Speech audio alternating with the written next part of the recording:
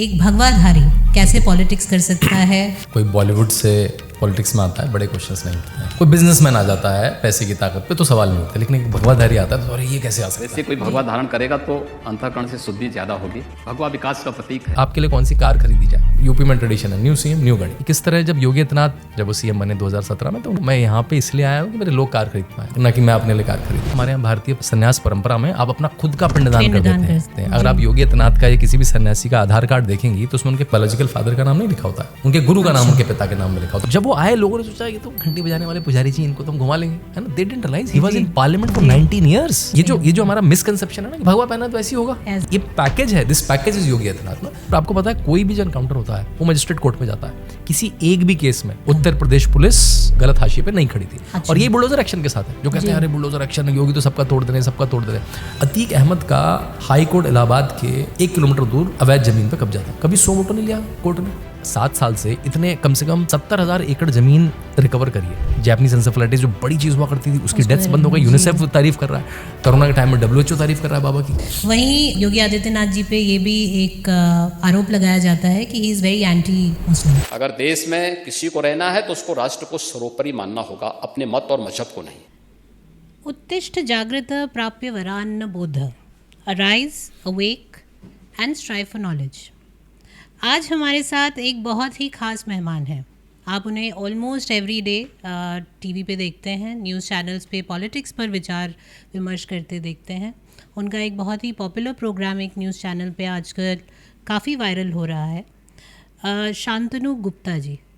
शांतनु जी XLRI Jamshedpur से pass out हैं और हम अमूमन देखते हैं कि एक बहुत प्रेस्टीजियस मैनेजमेंट इंस्टीट्यूशन से पास किए छात्र किसी कॉर्पोरेट में, किसी हाई पेइंग जॉब में, किसी हाई पोजीशन में काम कर रहे होते हैं। लेकिन उन सब से हटकर शांतनु जी ने अपने लिए एक बहुत डिफरेंट पाथ चॉक आउट किया। उन्होंने एक स्कूल की स्थापना की, द रामायण स्कूल। उस बारे में हम इस वार्तालाप के दौरान और जानेंगे। शांतनु जी 10 किताबें लिख चुके हैं अभी तक। उनकी किताबों में एक बहुत महत्वपूर्ण बायोग्राफी योगी आदित्यनाथ जी की है और आज हमारी वार्तालाप की शुरुआत हम योगी आदित्यनाथ जी और उनकी नाथ संप्रदाय से करेंगे। शांतनु जी, आपका बहुत बहुत स्वागत है द इंडिक पेन में। हमारा जो ये प्रोग्राम है ये टारगेट करता है यूथ को जी। हमारे जो व्यूअर्स भी हैं वो अमूमन उसी एज ग्रुप के हैं who have just come out of school, are in college, और या फिर अपने मिड लेवल मैनेजमेंट में या करियर में है। तो और हमें जो अभी तक के इंसाइट्स मिलते आ रहे हैं उसके अनुसार उनका एक ग्रोइंग इंटरेस्ट है not only in our civilisational history but आज पॉलिटिक्स में क्या हो रहा है उसमें भी उनका इंटरेस्ट है। Of course because there is access, there is a lot of noise जिसको वो ट्यून ऑफ नहीं कर सकते हैं। लेकिन एक इम्पॉर्टेंट इंटरेस्ट उनका, और ज़्यादातर जब हम कॉलेजेस में जाते हैं वो इस बात पे है कि धर्म और पॉलिटिक्स इनका कैसे मेल हो सकता है। और इन दोनों का मेल हम एक व्यक्ति में देखते हैं, वो है श्री योगी आदित्यनाथ जी जो सीएम हैं यूपी के। आपने उनके ऊपर एक बायोग्राफी लिखी है। उस बायोग्राफी का आई थिंक एक बच्चों के लिए भी वर्जन आया है, कॉमिक वर्जन आया, और योगी जी को आपने एक सुपर हीरो की तरह प्रस्तुत किया। तो पहले आप मुझे, मेरा पहला पॉलिटिकल सवाल से ही शुरुआत करते हैं क्योंकि रोज़ आप उसी तरह के सवालों का जवाब देते हैं कि धर्म एक भगवाधारी कैसे एडमिनिस्ट्रेशन संभाल सकता है, कैसे पॉलिटिक्स कर सकता है। खड़गे जी रोज़ अपनी स्पीचेस में मेंशन करते हैं कि उन्हें तो अपने मठ में जाके रहना चाहिए। Why and how? देखिए, बड़ी सैड बात है कि कोई माफिया गुंडा पॉलिटिक्स में आता है, बड़े क्वेश्चंस नहीं उठते हैं। कोई बॉलीवुड से पॉलिटिक्स में आता है, बड़े क्वेश्चंस नहीं उठते हैं। कोई क्रिकेटर बन जाता है, कोई असली नकली पहलवान पॉलिटिक्स में आता है, सवाल नहीं उठते हैं, राइट। कोई बिजनेसमैन आ जाता है पैसे की ताकत पे तो सवाल नहीं उठते। लेकिन एक भगवाधारी आता है तो अरे ये कैसे आ सकता है। फिर तो आप कहेंगे कि बॉलीवुड वाला बॉलीवुड में जाए, क्रिकेट वाला क्रिकेट खेल ले, पॉलिटिक्स में क्यों आ गया। लेकिन नहीं, वो हमारे लिए नेचुरल है। लेकिन भगवा आ जाता है तो हमें दिक्कत होने लगती है ना। बल्कि भारत तो राज ऋषियों का देश रहा है। दशरथ को हम कहा करते थे, कई सारे राजाओं को कहा करते थे कि राज ऋषि हैं, मतलब वो ऋषि भी हैं और राजा भी कर रहे हैं। जो आदमी सेल्फलेस है, जिसने अपना जीवन का पिंडदान कर दिया। आपको पता है हमारे यहाँ भारतीय संन्यास परंपरा में आप अपना खुद का पिंडदान कर देते हैं। बेसिकली आप अपनी आइडेंटिटी का पिंडदान कर देते हैं। अगर आप योगी आदित्यनाथ का या किसी भी सन्यासी का आधार कार्ड देखेंगी तो उसमें उनके पिता का नाम, उनके बायोलॉजिकल फादर का नाम नहीं लिखा होता है, उनके गुरु का नाम उनके पिता के नाम में लिखा होता है उनके डॉक्यूमेंट्स में। एंड दैट्स जिस तरह से भारत की संन्यास परंपरा चलती है। अच्छा, तो जो आदमी इतना सेल्फलेस होके आया है वो तो राजनीति के लिए और अच्छा है। हमें तो सेल्फलेस लोग चाहिए जी। अगर बल्कि इस तरह का मिलता जुलता क्वेश्चंस, मैं थोड़ा सा बात को हटूंगा। मैं जब हार्वर्ड में, मेरी जो आपने ये सेकंड किताब रखी हुई है, इसको लेके मैंने यूएस का टूर किया था, the monk who transformed Uttar Pradesh. तो मैं गवर्नेंस वाले कॉलेजेस में जा रहा था जी। तो हार्वर्ड में गया, हार्वर्ड कैनेडी स्कूल। तो बच्चे थे, उसने पूछा कि he should why he is enjoying the fruits of politics, he should be almost खड़गे जी जैसा ही, ही शुड वो पहाड़ों में होना चाहिए, हिमालय में होना चाहिए। इज ये एसेट और ए लायबिलिटी? मतलब ही मीन्स लाइक हिज भगवा attire, he being a monk. तो मैंने कहा देखिए, आप लोगों को पॉलिसी मेकिंग सिखाया जाता है, कैंपेन सिखाया जाता है, जुडिशियल सिस्टम सिखाया जाता है यहाँ पे, लेकिन क्या सेल्फलेस नॉन करप्ट लीडर बनना सिखाया जाता है? तो उनको लगा नहीं ये क्या बात हुई, ये क्या ऐसा क्वेश्चन है। अगर वो कोई करप्ट होगा तो लॉ एंड ऑर्डर या जुडिशरी उसका टेक केयर करेगी। मैंने कहा आपके यहाँ तो कितने प्रेसिडेंट इम्पीच होते रहते हैं हर साल, तो यानी आपके यहाँ भी सिस्टम है, पॉलिटिकल करप्शन है, मॉरल करप्शन है। क्या तरीका है कि वो तैयारी ऐसा हो जाए? How can you make a leader selfless and non corrupt by nature?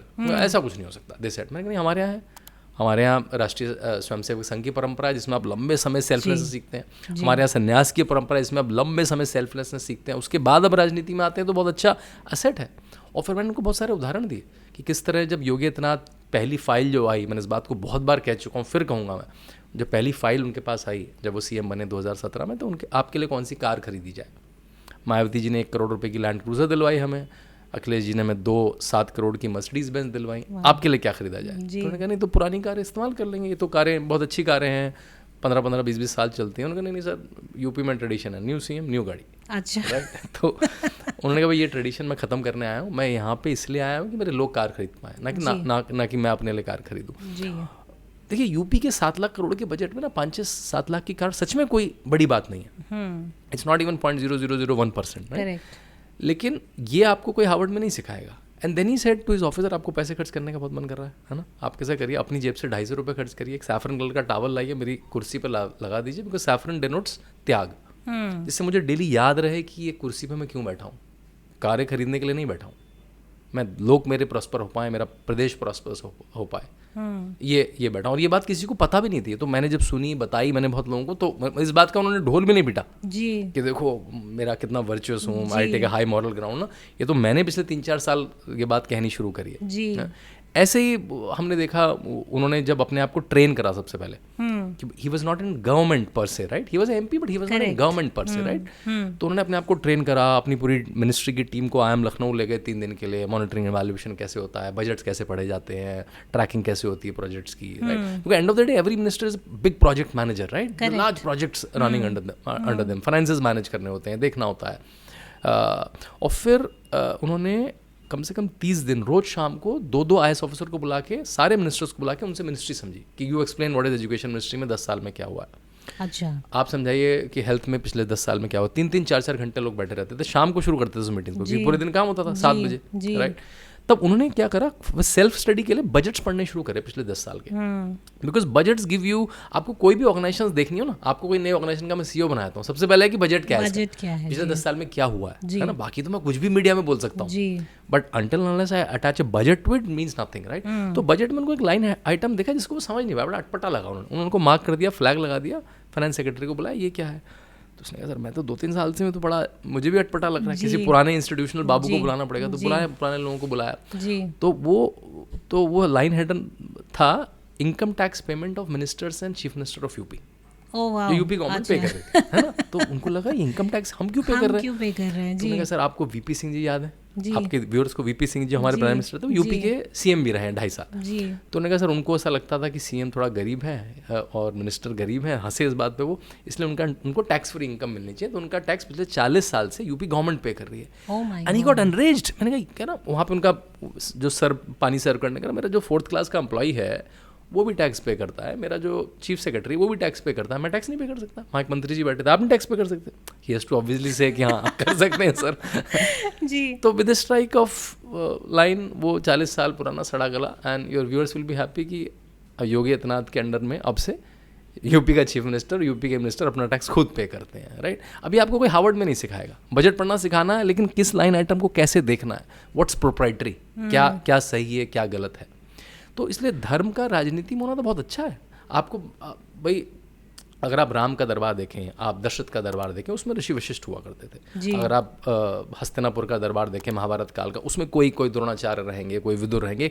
तो नीति बताने वाला, क्या सही है क्या गलत है वो बताने वाला एक एडवाइजर। आज हमारे पास एडवाइजर होते हैं, इकोनॉमिक एडवाइजर होते हैं, कम्युनिकेशन एडवाइजर होते हैं, पर्टिकुलर डोमेन के एडवाइजर होते हैं, लेकिन क्या सही है क्या गलत है, क्या नीतिगत है क्या नहीं है, वो एडवाइज़र होना धर्म का राजनीति में आना तो बहुत अच्छी बात है। हम तो ये फेक सेकुलरिज्म के आइडिया का कीड़ा हमको लग गया है। तो बिल्कुल धर्म को राजनीति में होना चाहिए और धार्मिक लोगों को राजनीति में और होना चाहिए। वो तो नीति संगत हैं, सेल्फलेस लोग हैं, नॉन करप्ट लोग हैं, उनको तो जितना ज़्यादा राजनीति में इस तरह के लोग आएँ, मैं बिल्कुल नहीं कह रहा हूँ कि धर्म से ही आए, उस तरह के लोग आए, जैसे नरेंद्र मोदी, और प्रैक्टिकल पर्पज इज ए सन्यासी जी, है ना, उनका जो जीवन शैली है सन्यासी। बल्कि हाँ, मुझे याद है जब योगी आदित्यनाथ चीफ मिनिस्टर बने तो हमारे यहाँ जोक था यूपी में व्हाट्सएप में, कौन पहले उठता है, नरेंद्र मोदी या Yogi Adityanath, which is a positive joke. लोगों का आंसर था योगी जी 15 मिनट पहले उठते हैं। मतलब they both live such a disciplined life. In fact मैं उसी पर आना चाह रही थी। आपने इतनी सारी बातें अभी उजागर की योगी जी के ये प्रॉब्लम है मेरे साथ, आप छोटा सा क्वेश्चन पूछेंगे मैं लंबा नहीं, बहुत अच्छी बात है, बल्कि उसी से मुझे कई सारे सवाल उत्पन्न होते हैं। और मेरा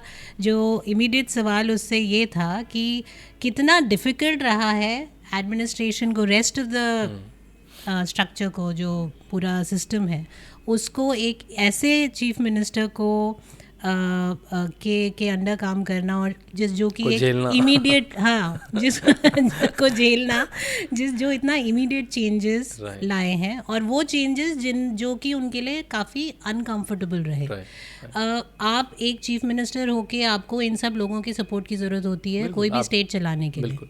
फिर ऐसा क्या है कि उनके अंदर, उनके व्यक्तित्व के अंदर, या उनकी एडमिनिस्ट्रेटिव कैपेबिलिटी है, या क्या रीज़न रहा कि इसके बावजूद भी वो एक ट्रांसफॉर्मेशन ला पा रहे हैं यूपी में? मेरे ख्याल से किसी भी लीडर में एक क्वालिटी बहुत इंपॉर्टेंट है, that he should be at the top of his game. जी, जो भी वो गेम चला रहा है, जी, है ना। मान लिया आप इन्फोसिस चला रहे हैं और आपको खुद कोडिंग करनी नहीं आती है, तो नीचे वाला आपको कुछ भी घुमा के चला जाएगा, अरे नहीं सर, वो सर नई लाइब्रेरीज आ गई सर, नई टेक्नोलॉजी आ गई है ना। तो जब तक आप टॉप ऑफ द गेम में नहीं होगे तो आपको किसी को भी मैनेज करना मुश्किल हो। जी, लॉट ऑफ पीपल, जब वो आए लोगों ने सोचा कि तो घंटी बजाने वाले पुजारी जी, इनको तो हम घुमा लेंगे, है ना। They didn't realise he was in parliament for 19 years. जी भाई, मतलब मैं थोड़ा सा पार्लियामेंट, तो आप किसी को भी घुसा दें वो इंटेलिजेंट निकल के आएगा। He was a very active parliamentarian, मतलब 80% 90% अटेंडेंस। हर पार्लियामेंट में 300 क्वेश्चन पूछ रहे हैं, वो नेशनल एवरेज से ज़्यादा डिबेट्स में पार्टिसिपेट कर रहे हैं। प्राइवेट मेंबर बिल जो हार्डली कोई यूज़ करता है इंस्ट्रूमेंट, फ्राइडे को पेश होते हैं प्राइवेट मेंबर बिल्स, वो प्राइवेट मेंबर बिल। और आप उनके क्वेश्चन की लिस्ट देखेंगे, आपको क्या लगेगा वो तो राम मंदिर के बारे में पूछ रहे होंगे, वो तो यूनिफॉर्म सिविल कोड के बारे में पूछ रहे होंगे। हाँ, वो पूछ रहे थे, लेकिन वो ये भी पूछ रहे थे India US relationship, India Israel relationship, मेरे यहाँ एम्स कब बनेगा, जैपनीज इंसेफेलाइटिस का टीका कब आएगा, ही इज आस्किंग। लेकिन हमने वो स्पीचेस कभी सुनी नहीं, क्योंकि हमारी वो कभी वायरल ही नहीं हुई। वायरल क्या हुई? गर्व से कहो तो हिंदू, उन्होंने वो भी बोला, लेकिन साथ में उन्होंने डेवलपमेंट के, सो कॉल्ड डेवलपमेंट के क्वेश्चन भी पूछे, right. So he was doing this for 20 years, 19 years in parliament. And जब वो किसके अंडर में, तब अटल बिहारी वाजपेयी प्राइम मिनिस्टर हैं, Lal Krishna Advani at his helm, right, Sushma Swaraj, Arun Jaitley, he is also getting groom. मतलब 2004 और 9 में when BJP is doing very bad, he is winning his election with exponential margins from Gorakhpur, and that too in a state like UP. और फिर वो daily 300-400 लोगों का जनता दरबार लगा रहा है वो व्यक्ति, जब भी वो पार्लियामेंट में नहीं है जी, है तो वहाँ पे 400-500 लोग आ रहे हैं। केवल गोरखपुर के नहीं, पूरा पूर्वांचल चला आ रहा है। कई बार बिहार के लोग आ जा रहे हैं। वो बाबा बैठता है वहाँ गोरखपुर में, ऐसा जैसे हमारे नहीं होता कोई पीर फकीर बैठ जाता है, वो बाबा बैठा है, वो सारे काम करवा देता है। और काम क्या है, कोई ठेका पट्टा पेट्रोल पंप नहीं दिला रहे हैं, आपकी कंप्लेंट नहीं लिख रहा है पुलिस वाला, आपकी विधवा पेंशन नहीं आ रही है, किसी की कोई स्कॉलरशिप नहीं आ रही है, किसी की कुछ रिपोर्ट नहीं लिखी जा रही है ना, उस तरह की चीज, किसी की पेंशन नहीं आ रही है, उस तरह के लोग चले आ रहे हैं। और डीएम वहाँ पे अगर आप जाएंगी, अब तो खैर वो बहुत स्ट्रक्चर्ड हो गया, पहले भी 4 टाइपराइटर के साथ लोग बैठे रहते थे, वो लेटर छपते रहते थे, योगी जी उसमें साइन करते थे। ये जब प्री सीएम बता रहा हूँ मैं, अब तो खैर स्ट्रक्चर्ड हो गया वो। अब तो वो कोई टीम चलाती है और वो अपना जनता दरबार लखनऊ में चलाते हैं, या जिस दिन गोरखपुर में होते हैं वो वीकेंड्स में गोरखपुर चले जाते हैं जी, पूरे मशीनरी के साथ गोरखपुर पहुंच जाती है पूरी मशीनरी, राइट। तो वो तो बहुत पहले से ट्रेंड है, राइट। एंड आई रिमेंबर वो जो 30 दिन मैंने बताया ना स्टार्टिंग में ट्रेनिंग हुई, तो I was allowed to sit in some of the meetings, क्योंकि मैं किताब लिख रहा था अपनी पहली वाली, the monk who became chief minister, तो I was like allowed to sit like a fly on the wall. तो आई ऑब्जर्व जैसे कोई भी एक टॉपिक आता था कि जैसे हमारे यहाँ MSP कितनी है, तो ही न्यू फ्रॉम द टी हाँ वो हरियाणा में इतनी है, वहाँ इतनी है, धान इतना उगता है। हमारे यहाँ आधे लोगों को पता होगा, नहीं पता होगा कि खारिफ की फसलें कौन सी हैं, राबी की फसलें कौन सी हैं। सही बात है। अब आपको कैसे पता लगेगा? क्योंकि मठ की ज़मीन है कई एकड़, उसमें खेती होती है। मठ के 40 इंस्टीट्यूशन है, उसमें 5-5 हज़ार बच्चे पढ़ते हैं, ऐसे 10 स्कूल है। मठ का आयुर्वेदिक हॉस्पिटल है, इंग्लिश हॉस्पिटल है, मतलब न्यू मेडिसिन हॉस्पिटल है, नर्सिंग कॉलेज है, उसको 20 साल से चला रहे हैं। उसमें he works like a CEO, किसी को हायर कर रहे हैं, किसी को फायर कर रहे हैं। इतने बड़े इंस्टीट्यूशन देखिए, एक एक कंपनी, एक ऑर्गेनाइजेशन चला। घर पे बर्थडे पार्टी ऑर्गेनाइज कराने में हमारी आफत आ जाती है, राइट। घर पे शादी वादी हो तो मतलब it's like big thing. He is running दो इंस्टीट्यूशन सिंस ही वाज 22।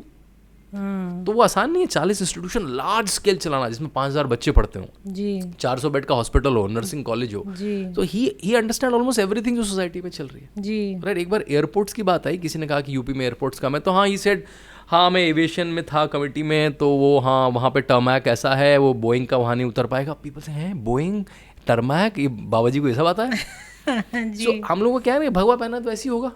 ये जो हमारा मिसकंसेप्शन है ना कि भगवा का, ही was in parliament for 19 years, he was इन, आपको पता है हर पार्लियामेंटियन किसी ना किसी कमेटी में होता ही होता है, मैंडेटरी। बिल्कुल पार्लियामेंट्री कमेटीज होती हैं, उसमें वो बैठता ही बैठता नहीं, उनकी सॉलिड अटेंडेंस रहती है। फिर मैं जब पार्लियामेंट में देखता था वो किताबें इशू करवाते थे। जैसे पार्लियामेंट खत्म होती है तो 2 जगह होती है, लोग या तो झट से घर चले जाते हैं और वेट करते रहते हैं कि कब पार्लियामेंट दोबारा आएगी, या फिर वो सेंट्रल हॉल में बैठ जाते हैं, वो कैंटीन में 10 पैसे का समोसा खाते हैं। खैर अब तो वो नरेंद्र मोदी जी ने 10 रुपए का कर दिया है, 10 पैसे का समोसा नहीं बचा है वो। तो वो ये हैंगआउट्स थे ना, इनका हैंगआउट क्या था? Library. He is reading capitalism to Marxism everything, right. तो वो कोई बात नहीं हुई कभी। जब आप उनसे इंटेलेक्चुअल बात करो तो you think he will quote some philosophers, so he is a very well read person also. फिर उस व्यक्ति ने BSc करी, MSc करी, MSc 3-4 महीने से छूट गई क्योंकि संन्यास ले लिया तभी, और फिर ही वैदिक परंपरा पढ़ी है।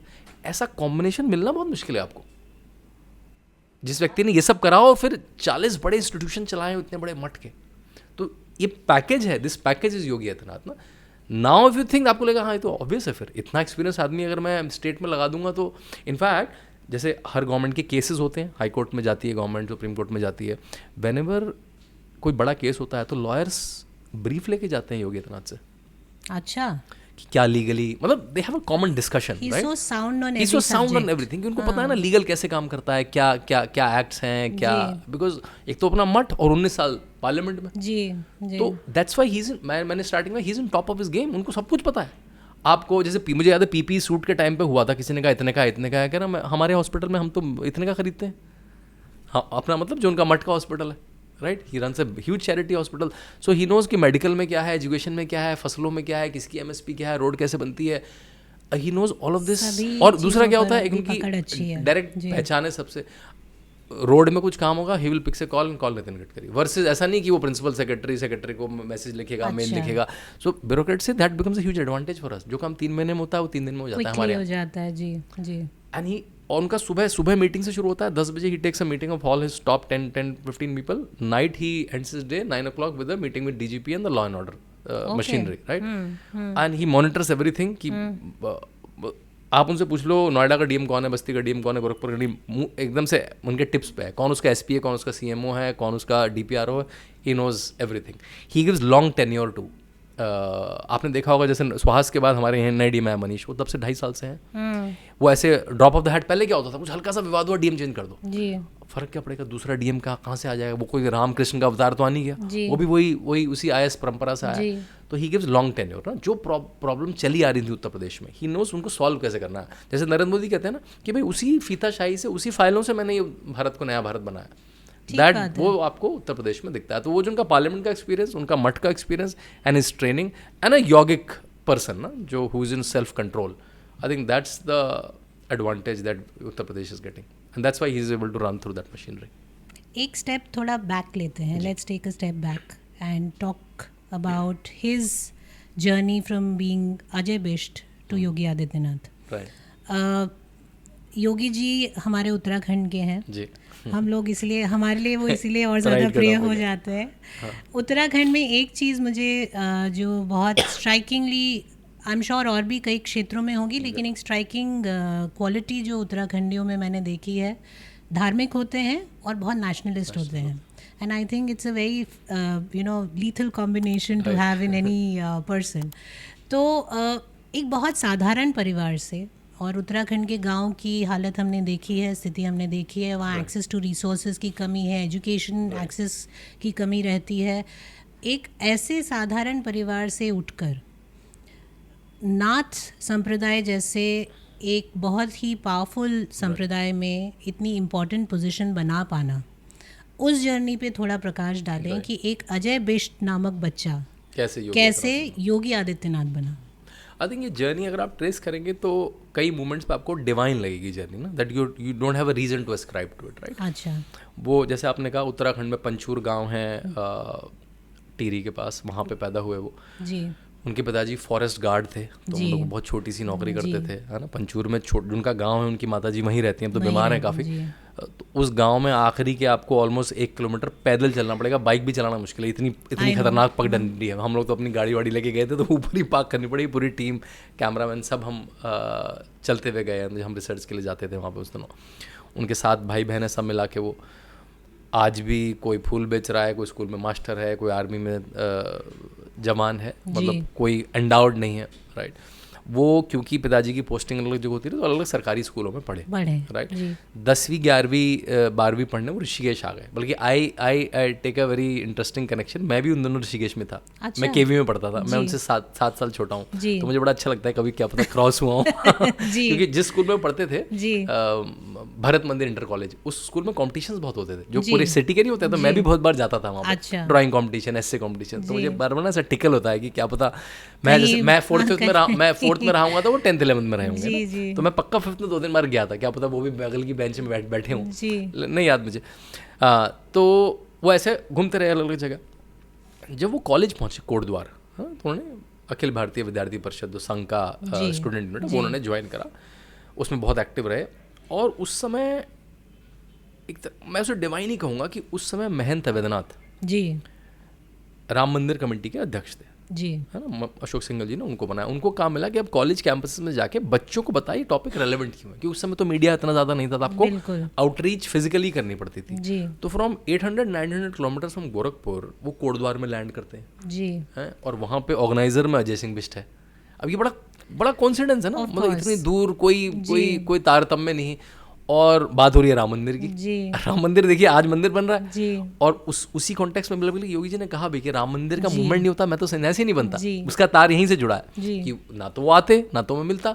और जैसे एक स्टूडेंट का होता है कि अच्छा राम मंदिर से क्या होगा, उससे जैसे ना एक थोड़ा सा, मैं लेफ्ट तो नहीं कहूँगा, लेकिन एक थोड़ा सा विरोध में क्वेश्चन पूछने की, तो ये खूब क्वेश्चन पूछे उन्होंने।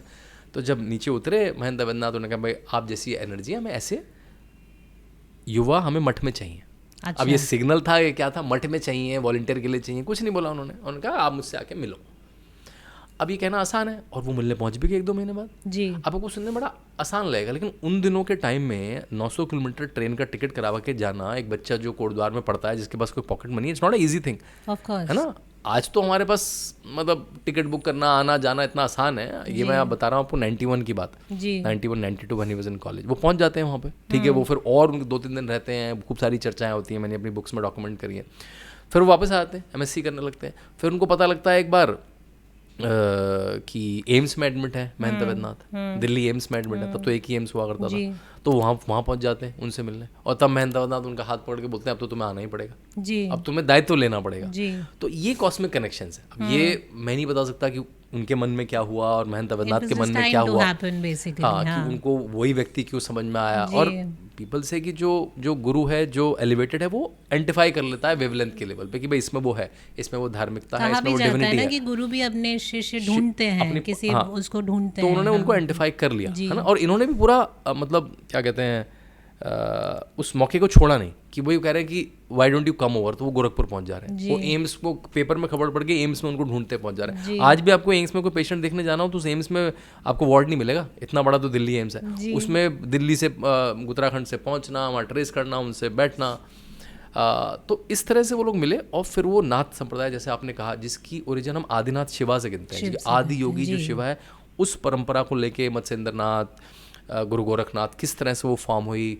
और फिर वो बाद में तो जो अखिल भारतीय नाथ संप्रदाय है उसके भी अध्यक्ष हैं उस समय। उसके तार आपको अफगानिस्तान से लेकर श्रीलंका से लेकर भारत के बाहर कई कंट्रीज में मिलेंगे। इतनी पुरानी, जैसे पतंजलि योग सूत्र की एक परंपरा है, नाथ की एक पुरानी परंपरा है।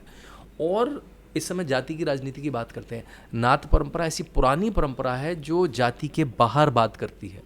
मुझे याद है कि जब मैंने किताब लिखी तो पता लगा कि महंत वैद्यनाथ जब साउथ के दौरों पे गए, वो बहुत सारे प्रीचिंग के सेशंस में जाते थे, सत्संग देने जाते थे, तो उन्होंने पहली बार कन्वर्जन देखा कि तो वाइड कन्वर्जन हो रहा है, जो मिशनरी कन्वर्जन हो रहा है। और देखा वो, क्योंकि हिंदू फोल्ड में जो जाति से लोग ऐसे हैं कि भाई जिनको फोल्ड में नहीं रखा गया, वो क्रिश्चियन कन्वर्जन में ज़्यादा आ रहे हैं, तो वापस आकर उन्होंने मुहिम शुरू करी। और खिचड़ी भोज एक बड़ी कॉमन चीज़ है गोरखपुर में कि सब अपने अपने चावल खिचड़ी वाले दिन डालते हैं, किसने वो दलित के हाथ से गया, वो ब्राह्मण के हाथ से गया, सब एक जगह, फिर वो साथ में पकता है, उसमें हर तरह के कुक होते हैं, सब लोग मिल के खाते हैं जी। और बाबा की खिचड़ी आज गाँव में, ये बड़ा फेमस है गोरखपुर में। वो डिक्लेयर हो जाता है कि आपके गाँव में बाबा आएंगे, खिचड़ी बनाओ। अच्छा। तो खिचड़ी बनती है, हज़ारों लोग साथ में खिचड़ी खाते हैं जी। तो डोम राजा के साथ जो शरीरों की अंत्येष्टि करते हैं बनारस में, उनके साथ खाना, बैठ के खाना, तो उन्होंने पूरी प्रथा शुरू करी। तो ये तो जो मठ है वो है जो माना जाता है कि सारी जातियों को साथ में लाने वाला। और मुझे अभी भी याद है, जब मैंने रिसर्च के समय पता लगा, आपने देखा होगा योगीनाथ कुंडल पहनते हैं ना? और अब अगर आप ध्यान देंगी तो ये कुंडल जैसे हम लोग नीचे पहनते हैं, इस लोब में, यहाँ नहीं पहनता, ये इस सेंटर लोब में होता है, राइट? जैसे it creates aesthetic tendencies, right? तो वो ये जो कर्ण भेदन होता है, इन सबको कनफटा साधु भी कहा जाता है। तो ये थोड़ी सी बड़ी, मतलब आप देख नहीं पाएंगे, तो आंखें आप देखना बड़ा मुश्किल होता है। वो सरसों का तेल डालते हैं और वो जो सुआ टाइप का होता है उससे चिया मारते हैं। मैंने सुना है कि उसके लिए कोई वो नहीं होता कि पेन किलर या कुछ ऐसा, कोई पेन किलर, बस सरसों का तेल is the only pain killer ना। तो और आपने ऐसा उहा करा तो कह रहे ओके, अभी आपको शरीर से बहुत प्रेम है, थोड़ा आप और तपस्या करिए। अच्छा, so you don't even आप have ऐसा to make आओ noise. नहीं कर सकते आप, ना। तो इनके केस में बताते हैं लोग कि आओ तो बहुत, he was like as if nothing happened. और उस समय 22 साल के थे केवल जी। और 22 साल में ये सन्यासी बने। 26 साल, मतलब 4 साल बाद इनको एक तरह से अपनी पहले स्पिरिचुअल बैटन पास ऑन करी उन्होंने, और फिर पॉलिटिकल बैटन भी पास ऑन करी। 98 में उन्होंने पहला चुनाव लड़ा गोरखपुर से, और फिर ये 98, 99, 2004, 2009, 2014, ये 5 इलेक्शन में गोरखपुर से सांसद बन के आए। तो नाथ पंथ की कमान भी संभाली और गोरखपुर की पॉलिटिकल सीट भी संभाली उन्होंने, और आज तो उत्तर प्रदेश की गद्दी भी संभाली। बिल्कुल। नाथ संप्रदाय पे थोड़ा और बात करेंगे, क्योंकि आई थिंक इस बारे में बहुत कम लोगों को पता है। अब योगी जी की वजह से ये तो पता है कि गोरखनाथ मंदिर है, मठ है, वहाँ पे वो मठाधीश हैं। थोड़ा बहुत शायद में लोगों को ये भी इन्फॉर्मेशन होगी कि गोरखनाथ बाबा जी ने जो है इस्टेब्लिश किया था, पूरे देश में उन्होंने भ्रमण किया, और काफ़ी कुछ बौद्धिज़्म, शैविज़्म और वेदांत और इन सब की मिक्स्ड फिलॉसफी से उन्होंने ये एक तरह से हम क्लैन बोलें तो शायद होगा। लेकिन थोड़ा और अगर डिटेल में जाएं तो ये एक ऐसा क्लैन था जिसको ब्रिटिश ने भी दबाने की कोशिश की। ये एक ऐसा क्लैन था जो इस्लामिस्ट इन्वेडर्स के अगेंस्ट लड़ा है। तो ये इस बारे में थोड़ा और डिटेल में बताइए कि नाथ संप्रदाय में ऐसा क्या है कि कमंडल के साथ शस्त्र विद्या को वो साथ लेके चलते हैं, and anybody who is following वो इन दोनों चीज़ों पे पारंगत होते हैं। देखिए, आपने लिपिका जी बहुत अच्छी बात कही। हमारे यहाँ जैसे अभी कुंभ आने वाला है, प्रयाग में कुंभ है जो 12 साल वाला पूर्ण कुंभ होता है, तो आप बहुत सारे साधु देखेंगे, नागा साधु आएंगे जो शस्त्र के साथ होते हैं। तो ऐसे भारत में कई सेक्ट हुए जिन्होंने शस्त्र को शास्त्र के साथ धारण करा। नाथ पंथ उसमें बड़ा संप्रदाय रहा, और जो भी उस समय सोशल पॉलिटिकल मूवमेंट चल रही है वो उसके सबसे आगे रहे। जैसे मैंने आपको बताया कि जब भी राम मंदिर मूवमेंट का आंदोलन चला, उसकी 5 या 6 कमेटी बनी, सबके अध्यक्ष महंत वैद्यनाथ थे। अच्छा। हमें ऐसा लगता है कि अशोक सिंघल जी थे, लेकिन अशोक सिंघल जी का मानना था कि भाई मैं एक कार्यकर्ता की भूमिका में रहूँगा, एक ऑर्गेनाइजर की भूमिका में रहूँगा, लेकिन जो सामने रहेगा, जो फ्रंट लीड करेगा, वो कोई संत रहेगा। कितने, अगर मतलब इसका आप संयोग कहें या देवयोग कहें, कि जब पहली बार मूर्तियाँ प्रकट हुई 1949 में अयोध्या में, तब उस समय जो पूरा कीर्तन आयोजित किया वो महंत दिग्विजयनाथ ने किया, जो दादा गुरु हैं योगीनाथ की। फिर जब कमिटीज़ बनी सारी, उसका अध्यक्षता महंत वैद्यनाथ ने करी, और जब मंदिर बना तो योगी आदित्यनाथ चीफ मिनिस्टर थे। और जैसा आपने कहा कि बिल्कुल शस्त्र की विद्या साथ में हुआ करती थी। अंग्रेजों से लड़ने वाले लोग होते थे। ईस्ट यूपी में जितने बड़े मूवमेंट हैं वो गोरखनाथ मठ में प्लान हुआ करते थे। कुंभ में, प्रयाग कुंभ में जितने बड़े मूवमेंट है 1857 की क्रांति से लेकर, उसमें गोरखनाथ मठ का इस्तेमाल होता है। आपको एक बड़े मज़े की बात बताऊं, आपने ये शब्द सुना गोरख धंधा है। हाँ। गोरखनाथ से नेगेटिव वर्ड, राइट? लेकिन ब्रिटिश ने चलाया। क्यों चलाया? क्योंकि गोरखनाथ मठ के जो वॉलंटियर्स होते थे वो इनका सामान बहुत ले जाते थे उठा के, इनके शस्त्र ले जाते थे। तो अंग्रेजों ने शब्द बनाया कि गोरखनाथ मतलब जो गड़बड़ काम करते हैं। गड़बड़ किसके लिए? ब्रिटिश के अगेंस्ट में। तो वो शब्द वहां से बना कि गोरख धंधा कर रहे हैं लोग। तो तभी गोरख धंधा क्या है? गोरखनाथ वाले जो कर रहे हैं। गोरखनाथ वाले क्या है? अंग्रेजों की नाक में दम करके रखते थे। तो उन्होंने, उनके लिए नेगेटिव थे, वो देश के लिए बहुत अच्छे थे। तो और जैसे आपने कहा कि उन्होंने पूरे देश का भ्रमण करा, और मैं जहाँ पे जाता हूँ ना, मैं योगेंद्रनाथ की किताब लेके तमिलनाडु जाता हूँ, कर्नाटक जाता हूँ, मुझे कोई नाथ संप्रदाय का कोई मठ मिलता है वहाँ पे बड़ा, और मंदिर में आता है कि यहाँ पे गोरखनाथ जी आए थे, उसका डिस्क्रिप्शन है। मुझे भी नहीं पता थी इतनी बात है। अच्छा। तो जब मैं अब साउथ के टूर्स पे जाने लगा तो साउथ में मतलब बड़े बड़े मठ हैं। जैसे आदि चुंचुनगिरी मठ है, बड़ा मठ है कर्नाटका का। उसके जो निर्मलानंद नाथ स्वामी जी हैं, शायद IIT मद्रास के पढ़े हुए, उन्होंने इनका 2014 में अभिषेक भी किया था, और योगी जी ने उनका अभिषेक किया था। अच्छा। तो वो गुरु भाई हैं। तो ये ऐसे भारतीय मठों की बड़ी परंपरा रही है। और योगी आदित्यनाथ उस मठ से आते हैं जहाँ पे कहा कि सामाजिक राजनीतिक काम करने से हम बचेंगे नहीं जी। और महंत दिग्विजयनाथ भी मेंबर ऑफ पार्लियामेंट थे जी। महंत अवैधनाथ भी MLA और मेंबर ऑफ पार्लियामेंट थे। योगी आदित्यनाथ भी, और इस बात से बचते नहीं। वो कहते हैं ठीक है, हमें सामाजिक राजनीतिक काम करना ही करना है जी। और मठ एक तरह का लीवर है सामाजिक काम करने का। पॉलिटिक्स आपको एक और बड़ा लीवर देती है सामाजिक काम करने का। वो उसमें गुरेज नहीं रखते हैं, बचते नहीं है। तो आपको जब भी देखेगा, जब भी आपको, चाहे वो 1857 का युद्ध रहा हो, चाहे वो आज़ादी की लड़ाई रही हो, चाहे वो राम मंदिर का मूवमेंट रहा हो, कोई भी सामाजिक बड़ा काम करा रहा हो, चाहे वो जाति की व्यवस्था ख़त्म करने की बात रही हो, उसमें आपको नाथ पंथ बिल्कुल फ्रंट में दिखेगा, जो नॉर्मली आपको नहीं दिखता है। नॉर्मली आपको क्या दिखेगा? कोई गीता पाठ पढ़ा रहा है, कोई चैंटिंग पढ़ा रहा है, वो धार्मिक मठ दिखेंगे। लेकिन ये जो मठ है, ये कहेगा अपने आप को कि हम शस्त्र और शास्त्र, जैसे आपने कहा, साथ साथ में चलेंगे। तो नाथ पंथ भी जानने जैसा है। तंत्र से हम यूजुअली बहुत नेगेटिव कॉनोटेशंस रखते हैं।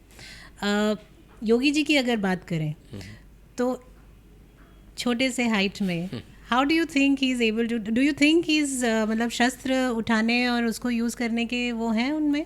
तो बिल्कुल, अगर आपने उनको अगर पास से देखा हो, उनकी कलाई देखी हो, तो आपको लगेगा बिल्कुल चौड़ा हाथ है उनका, बड़ा बलिष्ठ शरीर है उनका।